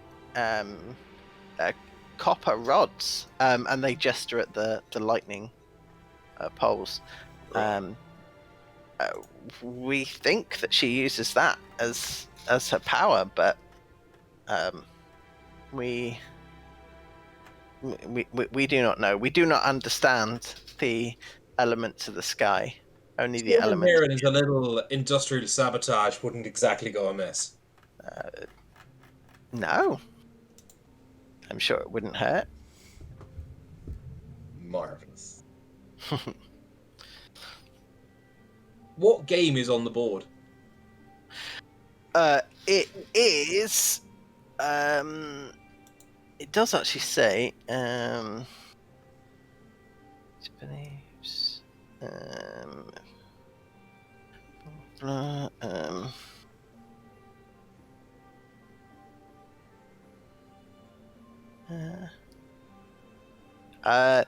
it's a chess-like game called Crowns with her cousin. Fair. Alright. No, sorry, the game is just called Crowns. She's Argentine playing is it with her cousin. Yes. Okay, The- right. The use of the comma is very important there. The game is not called Crowns with her cousin. No, that would be, yeah. The game is called Crowns. It's a chess-like game. Awesome. Huh. Okay. Cool. You want to go and try and find the jailer? Yeah, I think Yeah. Jailer, Briganock, Andolin. Endlin. Okay. So, Another question. Where does she spend most of her time? and they all cast a dark glance towards the north. A place called Motherhorn. She puts on some kind of theatrical production. The Mountaintop Theatre. Yes, that is it. I'd appreciate the theatrics if she wasn't a fucking bitch. I went to the theatre once. Oh, what did you see? It was just some retelling of a few years ago, that party that fought some giants. Oh, I think... Didn't they have one of the party members was like a big fat cat that was actually just a puppet? Yeah. Yeah, they did that in was it Tribal? I was in Tribal when I saw it. Theatre Nice. there. The Gatslock Theatre. Brilliant. What check do we need to make to try and locate this jailer, Mike? So it won't. I've forgotten their names. Hold on one moment. Amador and Polonella? There we go. Yes, Amador and Polonella. So they will guard. They will guide you towards the place. And they will kind of through a sort of a rocky outcropping, a rocky archway. You can then kind of see sort of like a greenish field, and they will go, here's through there.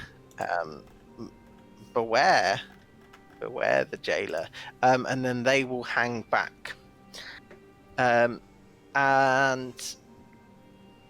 even from afar, the jailer is ginormous, and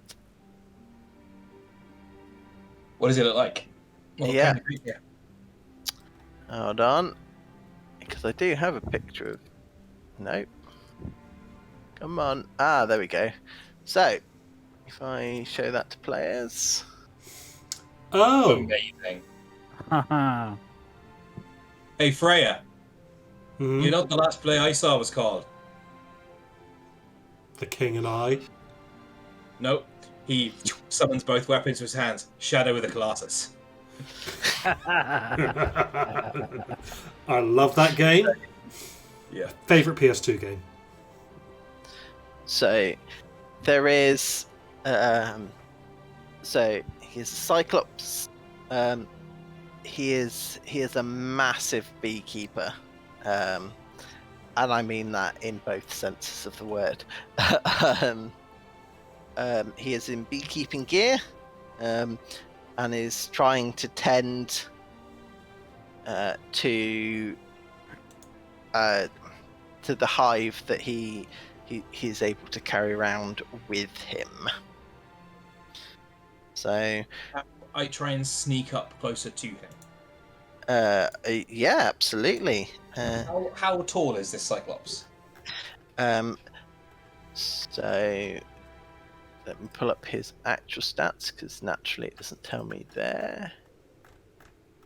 I will share my plan telepathically with the others. My plan, if he's big enough to not notice me, is to climb up him, sit on his shoulder, and then send my duplicate to go and negotiate with him to try and trick him into putting the bees down, and then stab him in the neck. Nice. So size-wise, he's huge, giant, but I don't know what that So translates. he is 2 size categories above me. Yes. Marvelous. I'm guessing So you don't want to be invisible for this. Oh, I'm going to be invisible for this. Oh, okay. So you're sneaking up behind him, whereas your reflection is appearing in front of him. Yes, and I can Cool. speak from I can speak from the square of the the reflection. Yeah. I am going to cast invisibility. Lovely. And can I make a stealth check to climb him? I believe there are specific rules on this in the DM's guide. Do you want an enhance ability? Would you rather have it on dexterity or charisma? Charisma. Because have some eagle splendor. Because stealth is dex based, right? Yeah. Then yes, you absolutely can. Okay. I'm going to make a stealth check. Mm-hmm. Does that come through?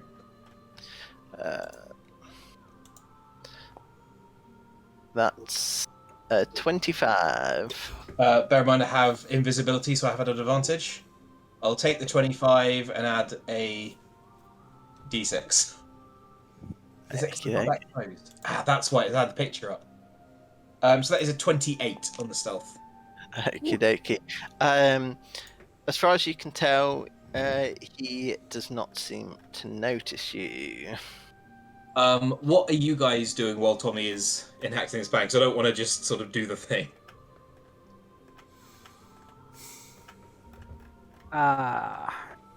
Lucius will offer a distraction that will hurt him. Yeah. Well, should we have that primed on a readied action then? Mm-hmm. Excellent. Okay. Unfortunately, Gleam's shadow is no longer going to be available for the time being. Okie dokie. I would, however, like Abraxas to just fly down and just sink into the Cyclops' shadow when his back's turned. Okie dokie. Okay, cool. Again, doesn't seem to notice that. So your reflection then approaches. Then appears in the middle of the road in front of him. Permission to act? Yeah, go for it. You there, jailer. I'd have words with you. Jailer? Jailer who? You. Me? What's your name there? Mudlump. Who are you? Mudlump. Yeah, Mudlump. Mudlump. I'm Tommy the Giant Killer. And I'm here to challenge you to a wrestling match. Is that like a duel? Yes. But the reflection will lay down his weapons, which doesn't technically affect his ability to make attacks. Okay. Yeah. And say, open hands, both of us. Only the strength of our arms. Why you fight Mudlump? You've been imprisoning them there bees, haven't you? No, me look after bees. On whose orders? Mine, I sell honey, but Mudlump not make honey anymore. Mudlump lose queen. Mudlump lose queen. That's gonna be Pollinella, huh? Can I make an insight to see if Mudlump is a bad guy? Sure. You know what my insight is, mate? 15, which is technically almost as good as it could be for me. So you feel that the complex social, economical, and political ramifications of slavery might just be beyond Mudlump's understanding, and that you get the impression that he perhaps doesn't understand what he's doing. Oh, Jesus, you're just Has a hobby, you know. He's breaking me. The reflection is going to fully put its head mouth. Okay, Mudlump. Do you ever have that little voice in your ear that tells you that something you're doing is wrong? If you hurt someone in some way, or you do something bad, it's called a conscience. Do you have one? Voice in my ear, and he will like just slam a finger into his ear, Tommy just ducks slightly. Scoop out just a load of wax and just dump it onto the floor, and he'll point it at conscience. Right, Tommy. So, sorry, Mudlump. Okay.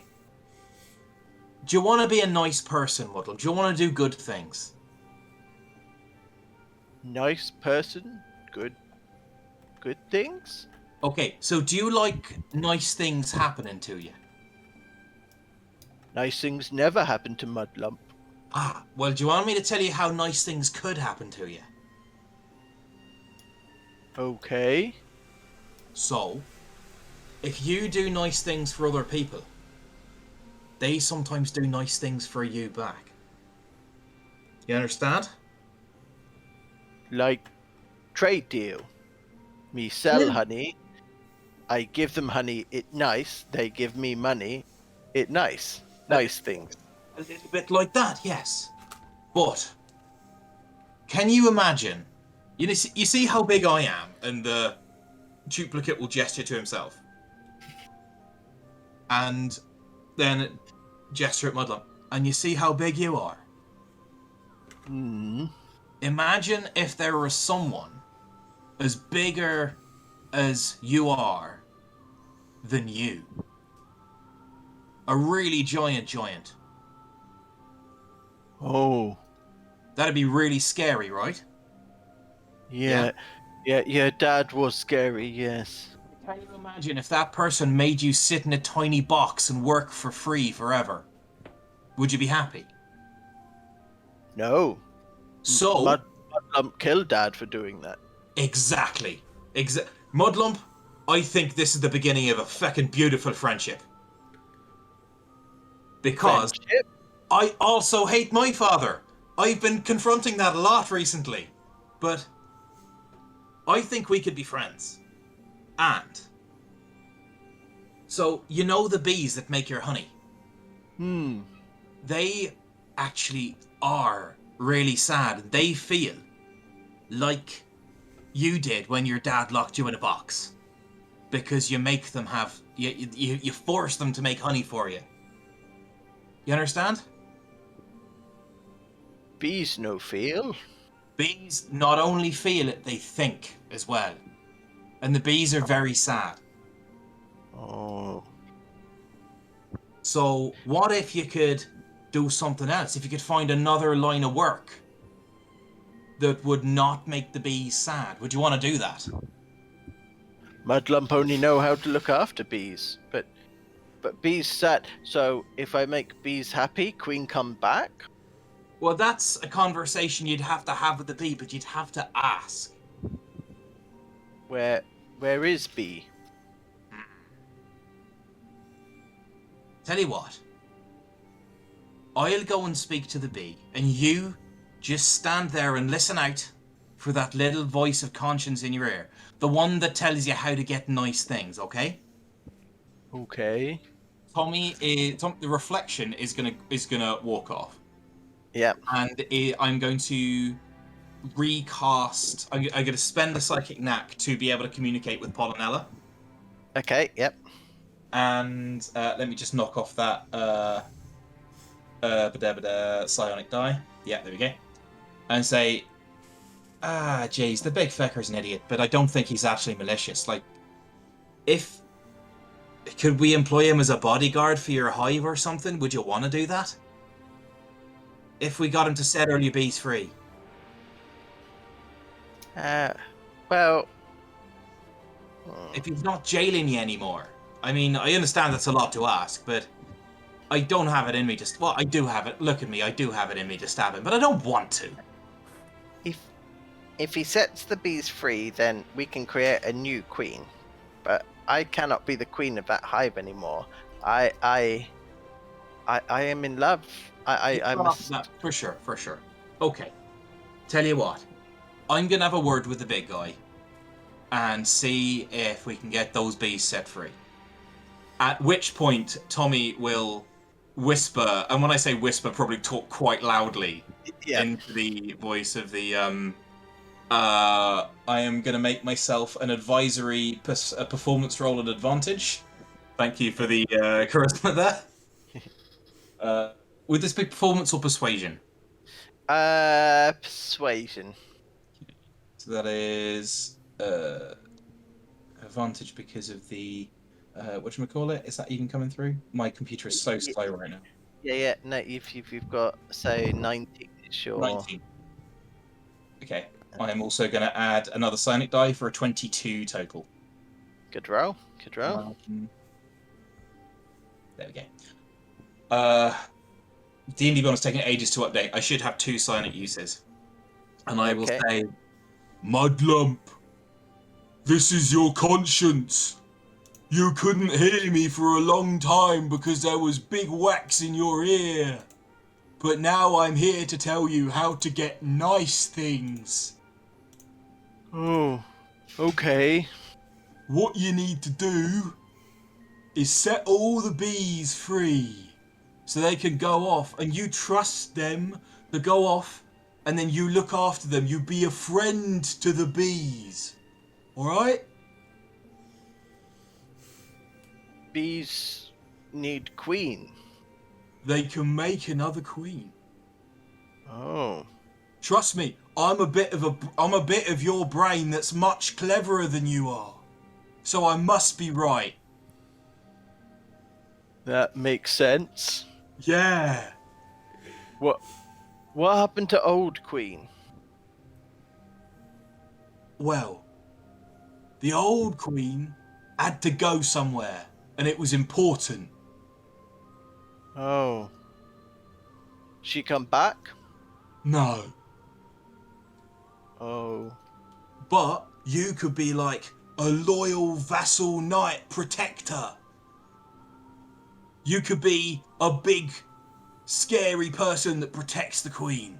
Oh, that bit I understood. Yeah. Wouldn't it be cool to have, like, a good job?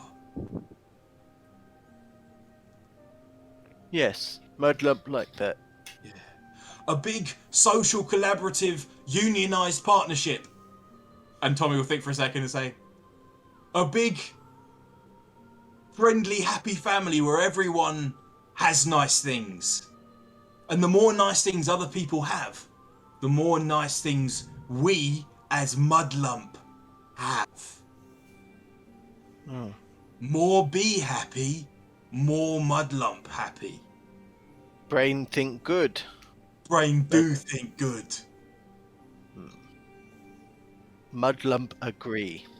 Mudlump agree. Excellent.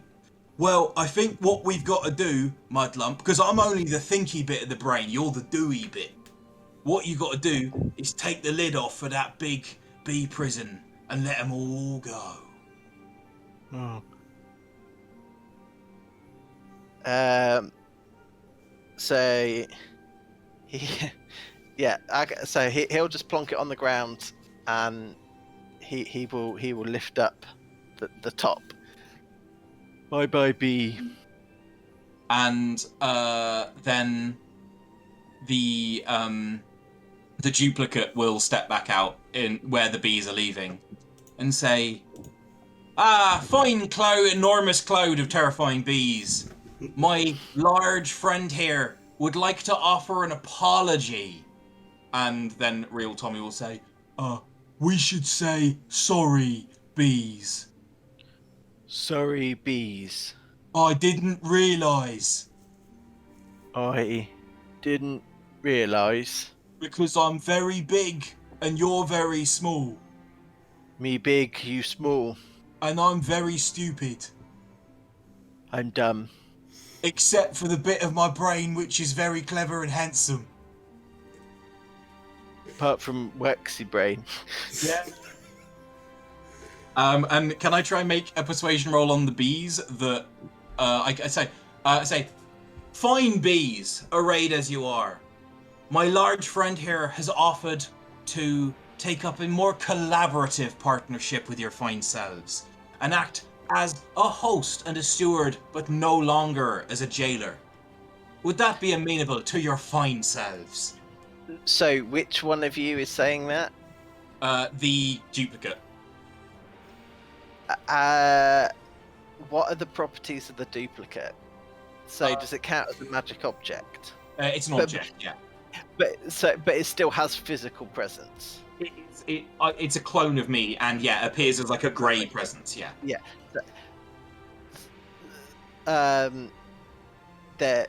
They will agree. Just because I like dice rolls, and you don't need to make a persuasion check. The bees accept. Anyone who wants to know why they just accepted can roll a nature check. Sure.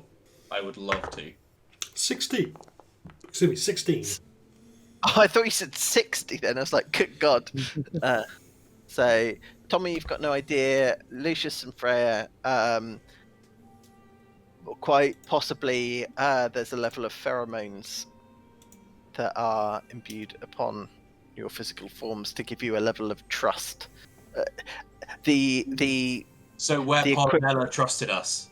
Yes. The old Queen's lingering effects. It's effectively the royal seal of approval. Like, these people are good and can be trusted. Ambassadors. Yes. Yeah. So yes, you have. I love it. That was not one of the options, but you worked really hard that I'm awarding you that. You have brokered peace between. I shall whisper into the ear of Mudlump before I do like a full acrobat dismount off his shoulder, and say, "Remember, Mudlump, be nice. I know, be nice. We'll be nice. Yeah, and don't forget, if you don't know what to do, you can always ask the bees." Okay. Goodbye, brain. Bye, Mudlump. I'll always love you. Love? What love? Yeah, self-appreciation. It's very important. Mudlump not understand.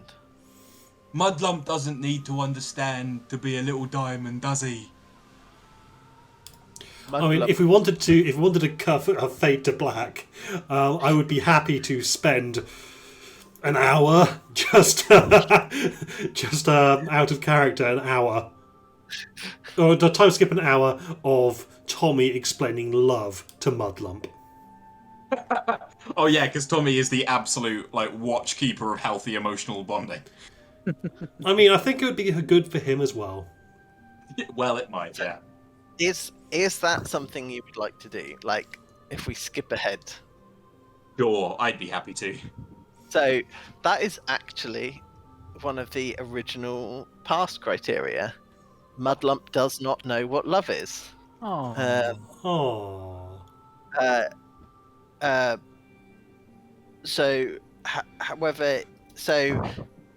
upon describing what love is, Mudlump says, "Oh, I would like to have love. Would you help me find true love? I'll give it a go. Yeah. He offers no, like, there's not someone that he's pining after, just the concept of love. So if you find Cyclops love out there, then by all means.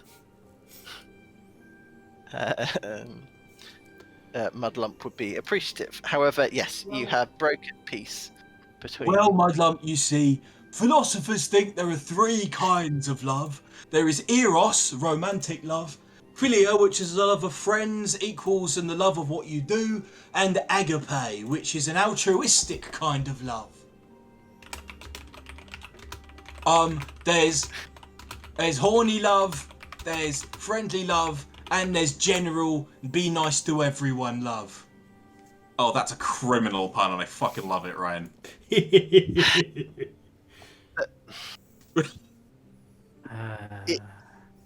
It pains me greatly that I really like that one. Yeah, that's very good. Like, Is it so good that I can bargain a coin out of you? I mean, I was genuinely pondering that. Yeah. By the way, Mike, the invisibility only lasts for 10 minutes. However, even without the invisibility, my stealth rolls are 28. Yeah. It wasn't. You're so small, and he's surrounded by flying insects. Yeah. That you would have really had to go out your way for him to realise that there was someone. So yeah. Yeah. So cool.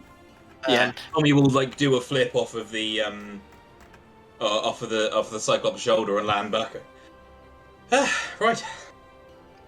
Mike, We did all I learn something get today. a coin for that? Yes, go on then. In that case, it shall be used during the hour that that Tommy is giving that talk. It's the equivalent of having an angry upvote. Shut up and take my upvote. Yeah. And I'm wanting to do the random one Oh well. because I want to get through more of this. Yes. I really want to see everyone before we finish the campaign. In fairness, Yeah. Well, roll me a d8 then. 1. So you don't get +1 because you have access to all the others. So your choice is the Hanged Man. Oh no. Oh god, I can. Yeah, fuck it. The Hanged Man. Why not? Go on. Limbo, pause, and frustration. Right, the Hanged Man. Oh dear. I get the feeling that I should prep my backup character now. Number 7? No, Hanged. 12. Okay, so so at your feet, a potion appears.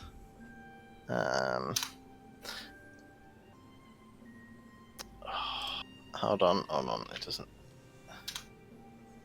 Where is that?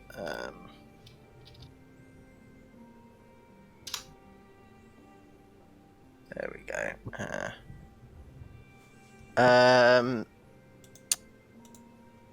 Does identify work on potions? I forget. Yeah. It does. They are So, my- yeah. so in that case, because you've got, so because I'm assuming you wouldn't just drink this. So after casting identify, it is a potion of diminution or Diminution. yeah, that word that I cannot pronounce. So that is yours. The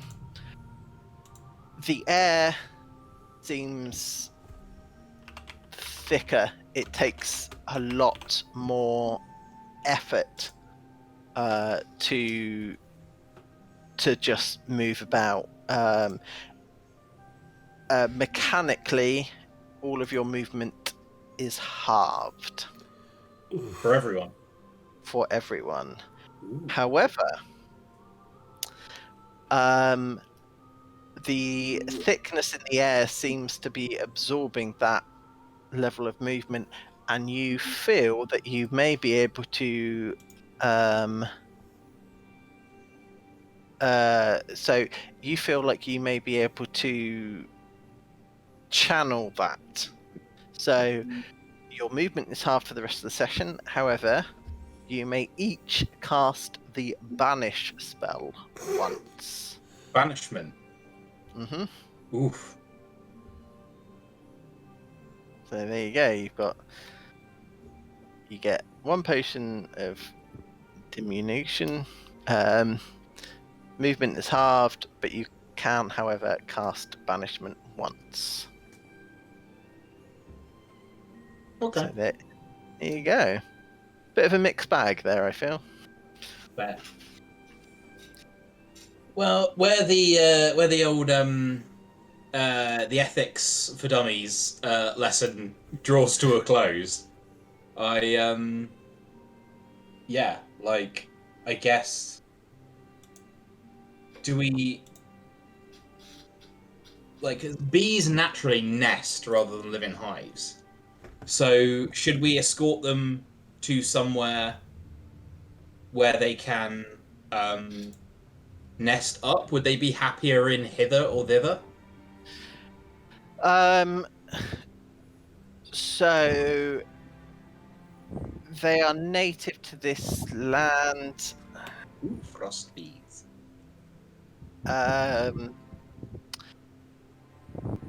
There are certain caves and outcroppings and thermal vents around here that they could find. Okay. They appear to be a key part of this system's ecosystem. So, not that they're the only bees around, but they will be okay here. They're already looking like drones have gone out to go find potential new nesting sites. Excellent. So I'll tell Mudlump that one day I'll come back and help him build a house wherever the bees are. cool. Okay. Thank you. You're very welcome. Be good. Love you. Bye.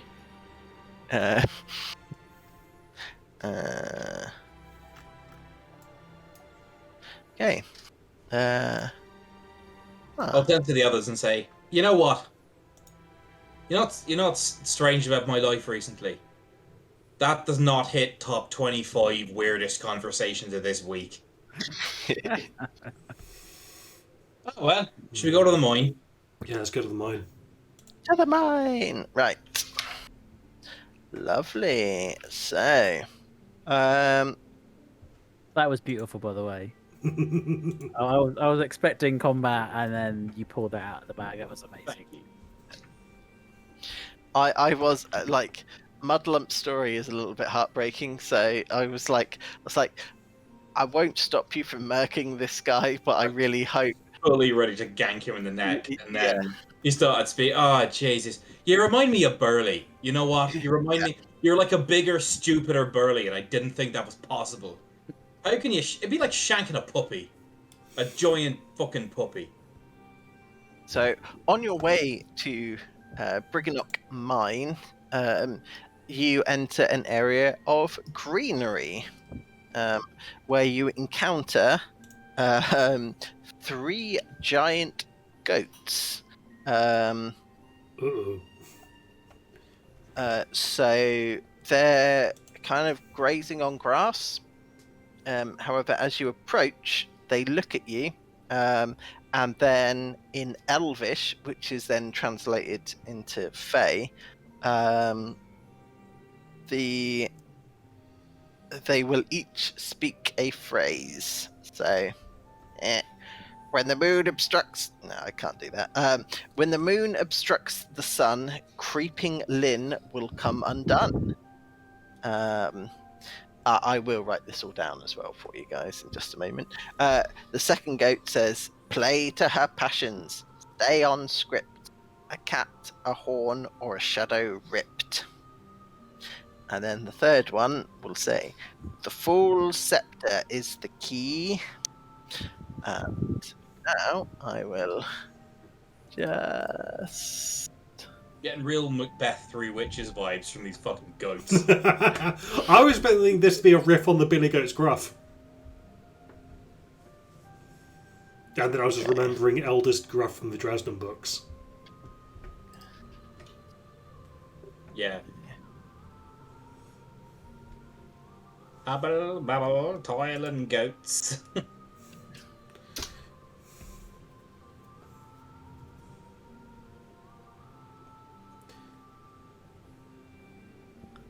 Cool. I'll give you a little moment to read that.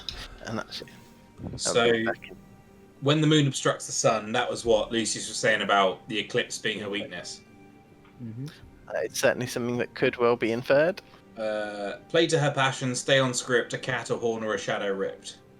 Well, Shadow Ripped is your friend. He's, yeah, Gleam. A horn, all I can think of is the unicorn horn. Unicorn? Hmm. I don't know about a cat. You're a cat. I am a cat. Shit. Is it me? I'm the chosen one. I always knew. While Mike is out the room and presumably won't be listening to this recording, he may do actually. But my plan for dealing with Enderlin is if it's an eclipse and that is a moon becoming for a sun. Tommy, of course, is a very notable sun, being the scion of the House of Caliban. So my plan to introduce an eclipse and a moon before a sun is to just walk up in front of Enderlin Moongrave and show her my ass. I was also trying to think of a mooning-based eclipse. Oh dear. But also, because I actually have banishment in my spell list, but I need something that is objectionable. I was wondering about how if I could get like a carving of a moon and a carving of a sun and just go, boop, banish. Yeah. Well, my buttocks are yours. You have my buttocks. And my bow. Meanwhile, Lucius and his 3 wishes has far darker plans. Oh no! I mean, the idea behind banishing is I wouldn't keep her banished. I would just banish her, and then we would set up the killing box. Kill box, yeah, for real. And then drop concentration, and then squelch. The third bit, the full scepter, is the key. Is that the little head on a stick that Cokehead had? Maybe. Because he's a fool and had a scepter. Mm. And he's more of a K horse. He's a what? Sorry. He's more of a K horse than a Cokehead. Yeah. I saw on the Southampton subreddit the other day, someone put a post up that said, "I've got a really nervous horse. Does anyone know where I could find something that would help calm my horse down, if you know what I mean? I just really need my horse to be calm right now." Which is the best way I have ever seen someone try to buy drugs. And that is what I'm planning. So, hi, Mike. Absolutely. Hello. I'm never going to say it. Hi, Mike. Yeah. Something for me to listen back to, I see. Or I hear. Right. Yes, so after they've delivered their lines, they will then, they kind of meet your gaze. It's just the one guy, actually. Thanks.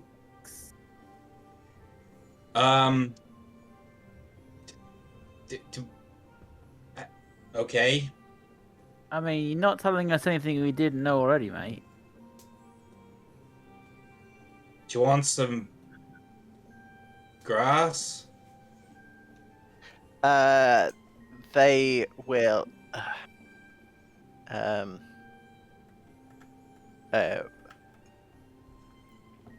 If that is what you have to offer, we will accept.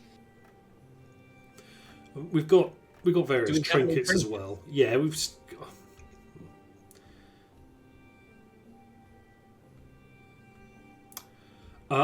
I have a 3-dragon anti-card with the fairy dragon on it. That is a fake 3-dragon anti-card. Yeah. I'll go. Okay. Thank you for your kindness, and hand over the card. And the middle one will take it in its mouth and then stuff it into the fur, I guess, of the goat on its left. I honestly thought you were going to say butthole. Oh no. Good lord, no. Have you checked your butthole? Skeet up, bat up. No, this is game of whimsy, not proctology. So they will nod and then they will kind of skip away. Game of Proctology coming to HBO this winter. Oh no. Okay, so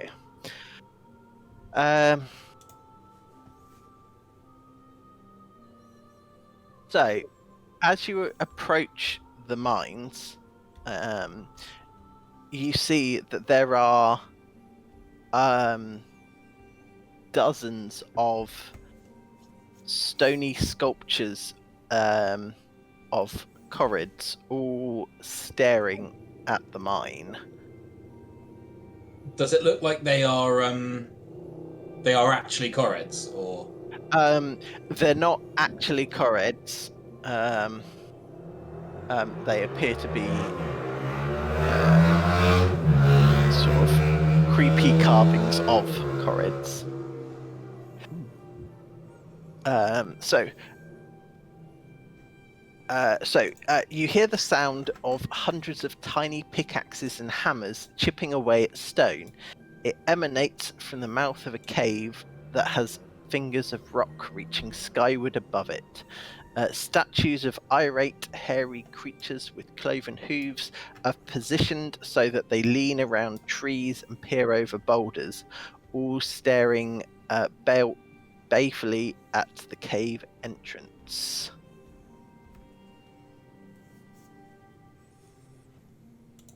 To clarify from what the Corrid said, are the Corrids being forced to mine here, or are the Briganox the ones doing the mining?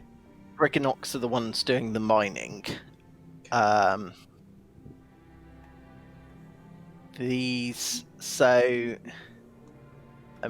retconning this slightly because this is something they should have given you at the time.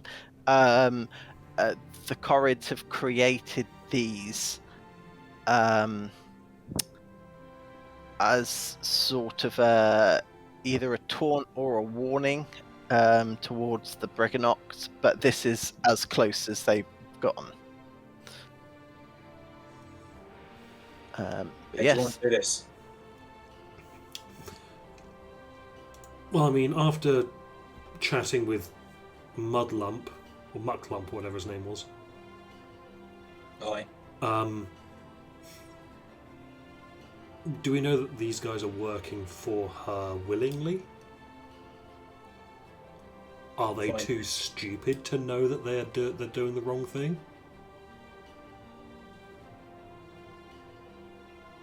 You want me to go on and have a scout around? If you don't mind. Happy to.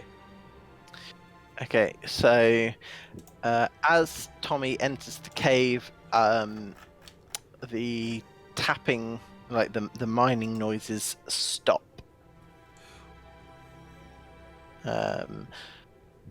So you can see there's multiple paths ahead of you, Tommy. The cave is about 8 foot high, 3 foot wide. The tunnels appear to be corkscrewing in a downwardly direction. Okay. Can I hear voices coming down from anywhere? No, the area has gone silent. I think I'll just wait a minute. Bear in mind that I can psychically communicate with these guys if they're within a mile of me. Yep. Hey, Lucius, So- fancy a game of Snap?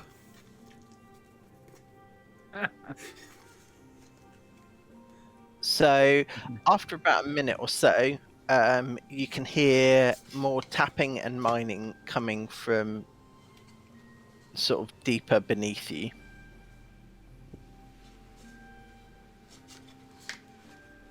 I think Is it- once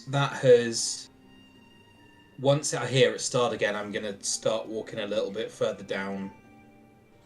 Yeah. Okie dokie. So probably after about a minute or so, you've now made your way to another opening, sort of like a hollowed out area. As you turn the corner, So peek the noises once again stop. You can see evidence that mining has occurred here. There's bits of chipped rock. There's sort of some buckets filled with cracked stone. But other than that, you cannot see any physical evidence of creatures. How recently does it look like anyone's been here? Incredibly recently. The last few seconds? It's difficult to tell. So as you turned, it's not like you saw things suddenly drop to the floor and stuff like that. Trapped in a mine with a bunch of fucking weeping angels.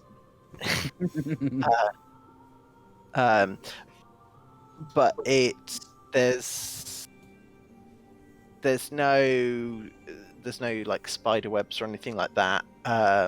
There's not even there's a little bit of rock dust in the air, but wouldn't know from that. You could discern anywhere between the last minute to the last hour or so. Okay. I'll wait until I hear sound again, Okay, so and then follow down. yeah, it probably takes a couple of minutes this time. But yeah, once again, Can I keep the save stealth roll? Or do you want me to roll again each time I'm going down? no. Given that your actions are remaining the same, I'm happy with you sticking with that stealth roll. I will telepathically say, can't see hide nor hair, the fuckers. Is there of us following? You've been gone some time.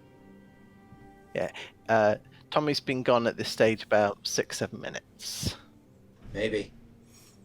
I mean, if we're being more obvious, then it's possibly easier for you to be sneaky.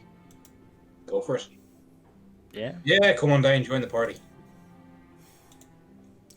Yeah, we'll walk in. Yeah.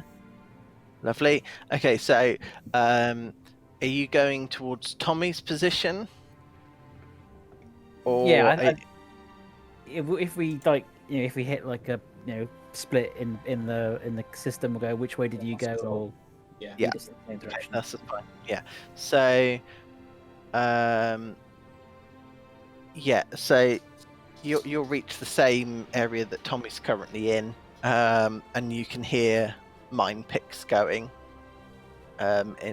once again in the cavern below where you currently are. Continue down. Sure thing. So once again, as you enter this cavern, the noise stops as you approach it. Can I have a con save from you, please, Tommy? You certainly can.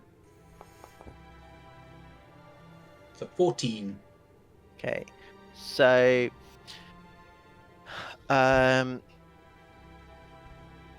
you suddenly start to find yourself incredibly sleepy, and the other two will just watch you drop to the floor, and you are now asleep. Lads, I think so. Yeah, it's literally that quickly. That's perfect. Can I shake him awake? Poking with my staff. Yeah, with my foot. It seems to have no effect. Leave? Should be noted that my duplicate will disappear, by the way. Should we leave? Yes, that's the part. I pick up Tommy and walk out. Okay. Cool. Lovely. So you get to the outside of the mine.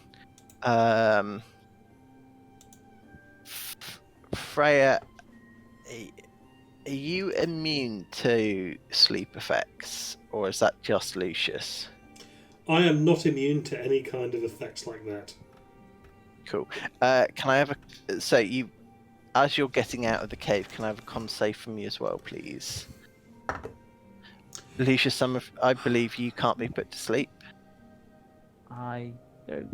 As an elf, you're immune to magical sleep, I believe. Yeah, magic can't put you to sleep. So you are fine. Freya, what did you roll? This is a con save, you said. Con save, yes, please. 12. So you are feeling sleepy, however, you do not fall asleep. One might believe that if you had remained in the cave for much longer, that DC would have increased to a point where you would have then succumbed. So Whoa, I'm a little bit drowsy. You okay now? Yeah, I don't think I'm gonna pass out or anything, but I'm not really yawning. Tommy waking up, or is he still under the effects? Once he's under, he's under. once he's under, he's under. So Could I cast Identify on him to learn what magical effects he is under?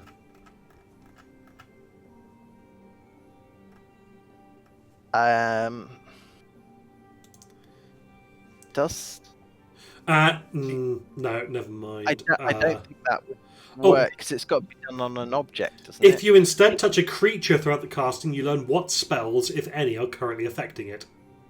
Ah, lovely. Okay. So there are two spells.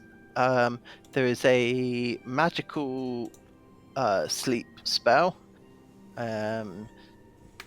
which appears like it will. It's incredibly difficult to break by that anything short of a wish spell. However, it will Not worth probably. it. Yeah. Wow. However, it will probably wear off in about an hour or so. The other spell that is currently affecting him is Shape change. No, it's not. I'm fucking with you. okay. I was like, damn, that's Greater polymorph! I just want to double check that I've got the no, it's not that spell. I'm glad I double checked that. Is it Modify Memory? Nope. So the other spell that is he's currently being affected by is the scrying spell.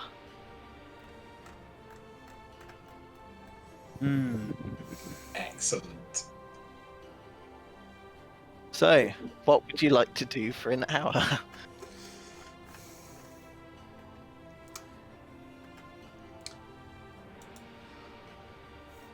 I am going to cast See Invisibility.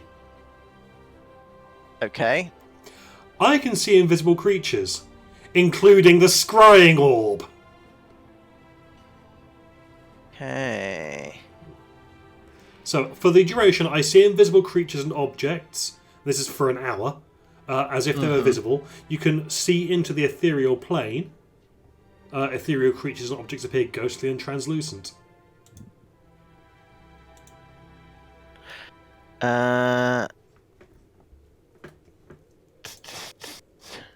So there is not a scrying orb, if that is what you're looking There's for. no like scrying eye that would be, because I believe the scry spell does have that. It creates a sensor, yeah.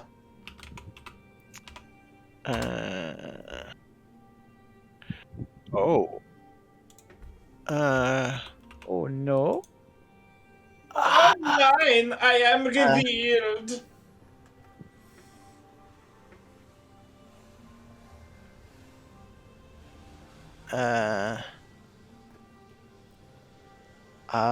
Right. Okay. Yes. Sorry, I misread that spell. So yes. It would be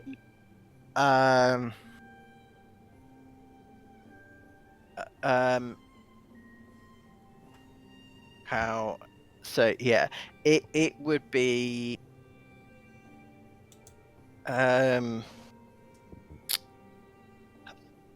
it appears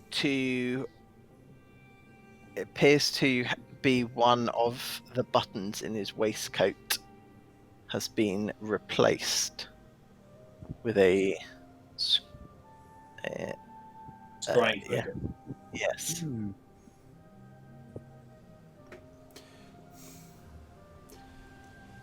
Did anything happen? Yeah, I'm going to say to Lucius. Did anything happen with his waistcoat buttons at some point? Not that Rich can remember, therefore not that Lucius can remember. So, not directly. However, you had several run-ins at the home, and I believe there was direct physical contact that he had with a lich of some description, Presumably. presumably. Okay, I am going to... Bollocks, I misclicked and accidentally hit refresh when I meant to swap to a different tab. So I'm going to be loading back in Foundry for a brief moment. But I believe I've probably got a knife with my mess kit or whatnot. I'm going to just slice off the button. Yeah. And I'm going to go back and find those goats. And then I'm going to feed the scrying button to the goats. So they will consume, and Goats will eat fucking anything, Mike. yeah. Oh no! They're eating it, but you feel it could just be your imagination. But as it slips down the gullet of the throat, you can almost hear the words "Oh, 9!" Not again.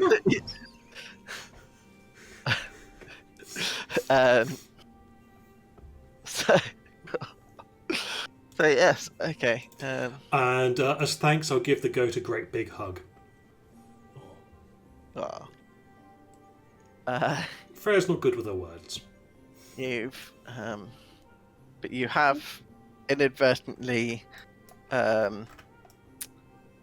invented the digestible camera several thousand years before its time.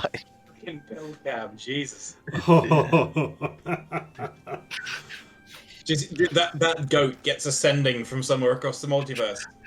I think you might want to go to a vet. I noticed sort of a stricturing. I think you might have inflammatory bowel disease. Well, yeah,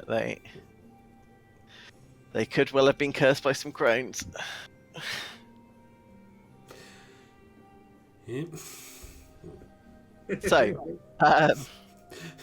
yeah, go back to Tommy, who I hope is waking up soon. If you wait the hour, then yes, he will wake with no. So after 5 minutes, you can hear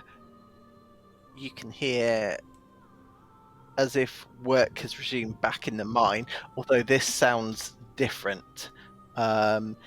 It sounds there's more noises than there were before. Previously, you could hear the noise of a couple of pickaxes hitting rock. This time you can hear a lot more pickaxes. You can also hear sort of perhaps the shuffling of buckets or the moving of stone, and that will kind of continue at a low pace. After an hour, Tommy will wake up with no permanent ill effects. Well, possibly while Tommy is still unconscious, Freya might say, Lucius, did you want to maybe try talking to them rather than just sneaking in this time? Like, go stand at the entrance and use your lordly manner to demand to speak to the supervisor? Sure. Well, happy to negotiate.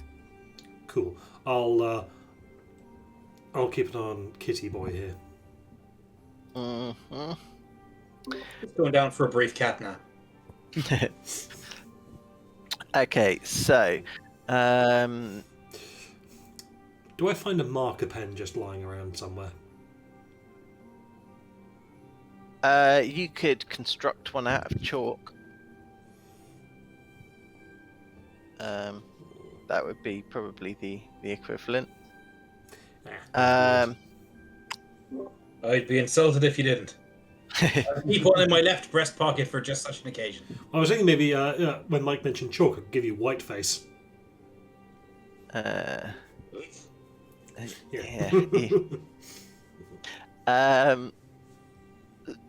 So, are you sneaking in or are you just walking in? No, I'm just walking in. Okay, so as you turn the corner, this is in about the third cavern.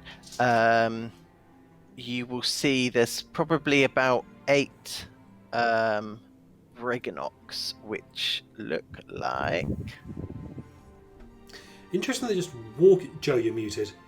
Interestingly, just walking in did nothing. But when Tommy was sneaking, they stopped and hid, presumably. Maybe they're like 2 elves and they can detect secrets.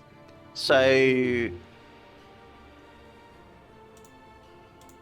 are you still all able? Are you still all able to communicate Telepathically? Probably not while Tommy's unconscious. Okay, that's fine. In that case, Like when he wakes up. yeah. So, anyway, where did it go? Right. So you see them. They're coming in with a little tiny wheelbarrow, and you can see several sort of ropes and pittons. When they see you, they looked genuinely shocked, and Scarpa.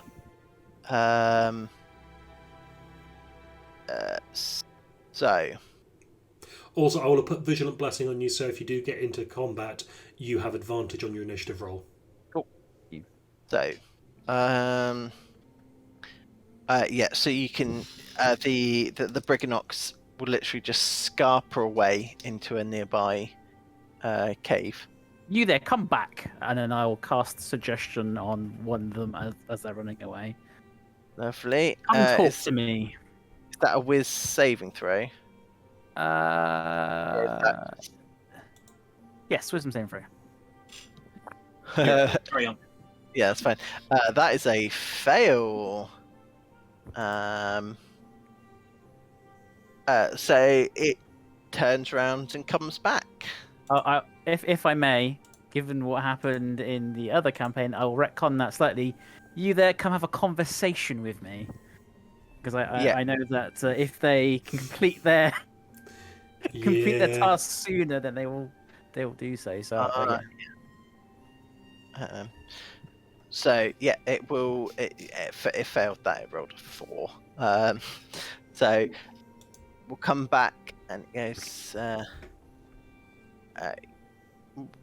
Why are you awake? And then it will kind of peer and it sees your ears. And then we'll go, oh, that's why. You can't get us all, sir. Hmm. Why are you Was that- trying to put us to sleep? Why are you trespassing? No signs outside, no entry requirement. You know, we can come and go as we please, unless you say otherwise. We've been told that there are interesting things going on in this mine, so we thought we'd take a closer look. So at this point, a tall, slender human clad in dark leather armor greets you. So there, he comes from the direction the other creatures ran away in. Their face appears friendly, is actually illuminated by a tiny wisp of light that floats next to a mouse-sized creature perched on the human's shoulder. Didn't anyone ever teach you to knock? I mean, on the wall? And I'll do a half-assed attempt at just knocking at the nearest piece of rock that I see. So he chuckles at that and he goes, as a sign of good faith, could you release my friend here and then you and I can have a conversation? Of course, I meant him no harm. I just wished to talk to someone, and then I will release the spell. And yeah, the same is with our defense mechanism. It's not intended to harm. Merely allows us to put them in a disadvantageous. Disadvantageous. That's the word. Thank you. Position so that any aggressors do not cause us harm. Surely that breaks the rules, sir. You must be gracious and accommodating until I prove otherwise. Immediately putting me on the back foot, that surely isn't good form, sir. We have been given special discompensation from the rules. Interesting. So the rules don't apply here. Not that they don't apply, just that we are allowed to bend them for our own protection. Assuming Enderlin has given this protection. I see you have heard of her. Have you? I go back a long way with her.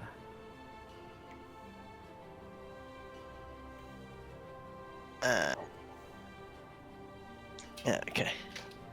I see. Can I have an insight check that on his reaction, please? I should have put my owl in Lucius's shadow. No, well. 18. So the fact that you know her seems to worry him slightly. So if you are looking for the bitter end, then you have come to the wrong place. Oh, I know. She's at the theatre. Don't worry about that. I didn't come to see her. Otherwise, I wouldn't be here. I'd go and see her at her little performance den, as it were. I'm here to see you and this place, of course. Are you here on her behalf?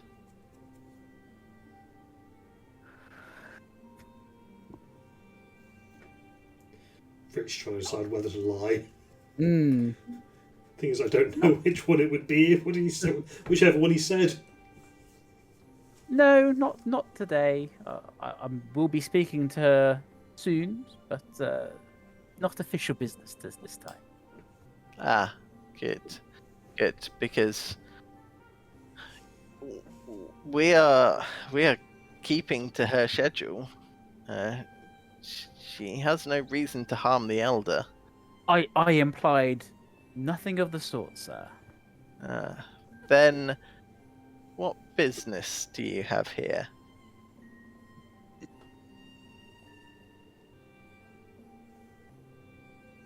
I'm here for a tour. I've heard so many great things about this place. From who? Edlin, we just had this conversation. We go back. I know of this place. I will But be you going to said- speak. I'm not here officially. One does not need to have official tours. You can, if I speak of the beautiful fjords and I go there, then surely I could have a local guide, tour me around. It doesn't need to be in an official capacity. So, she's after another inspection. Very well. Infer what you'd like. Yes, well, follow me. Hopefully, I'll be able to assure you and then thus her that we have no intention of uprising. Well, would you mind allowing my associates to come with me? They're not all as immune to the effects of this cave that I am. The effects of this place only occurs once every 24 hours. So, as long as you don't plan on staying here, they'll be perfectly fine. Right, I'll go bring them in, and the tour can begin. Very well. Go back Oh. outside and Yeah, at this point, Tommy's probably awake and you just hear Freya saying, "And so I fed it to the goat." That's fucking genius. I bet no one else has ever thought of doing that before. That's fucking inspired. And here is probably a good point to stop, as it's gonna get Outstanding. the plot will thicken, as they say. So there we go. Ooh, That uh, certainly was no. full of whimsy. yeah. What was that, Ryan? I was about to say, oh, we could do like a last bean before the end. So, I mean, we won't resolve the effects of it today. However, if you wish to plant any beans, I do wish to plant some beans. maybe after the tour. unfortunately, well, I suppose you could use one of the coins later on. So, before we stop the recording, if you want to plant any as a bonus action, So we now have is this the- on record. yes. Maybe we should stop the recording before you can. Can we do so in the little bit of woodland away from the mine? Yeah. Oh, yeah. It's a little Yeah. saunter down and Freya will be standing well back, and Tommy can escape real quick if he needs to. I really can. Lucius Very well. having no part of this. It's 54. 54 was that? Yeah. Do I still have? I can flee at a prodigious rate, I assure you. Can you please roll me a d4? I can.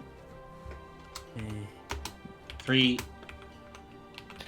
So 11 bright pink toads crawl forth. Okay.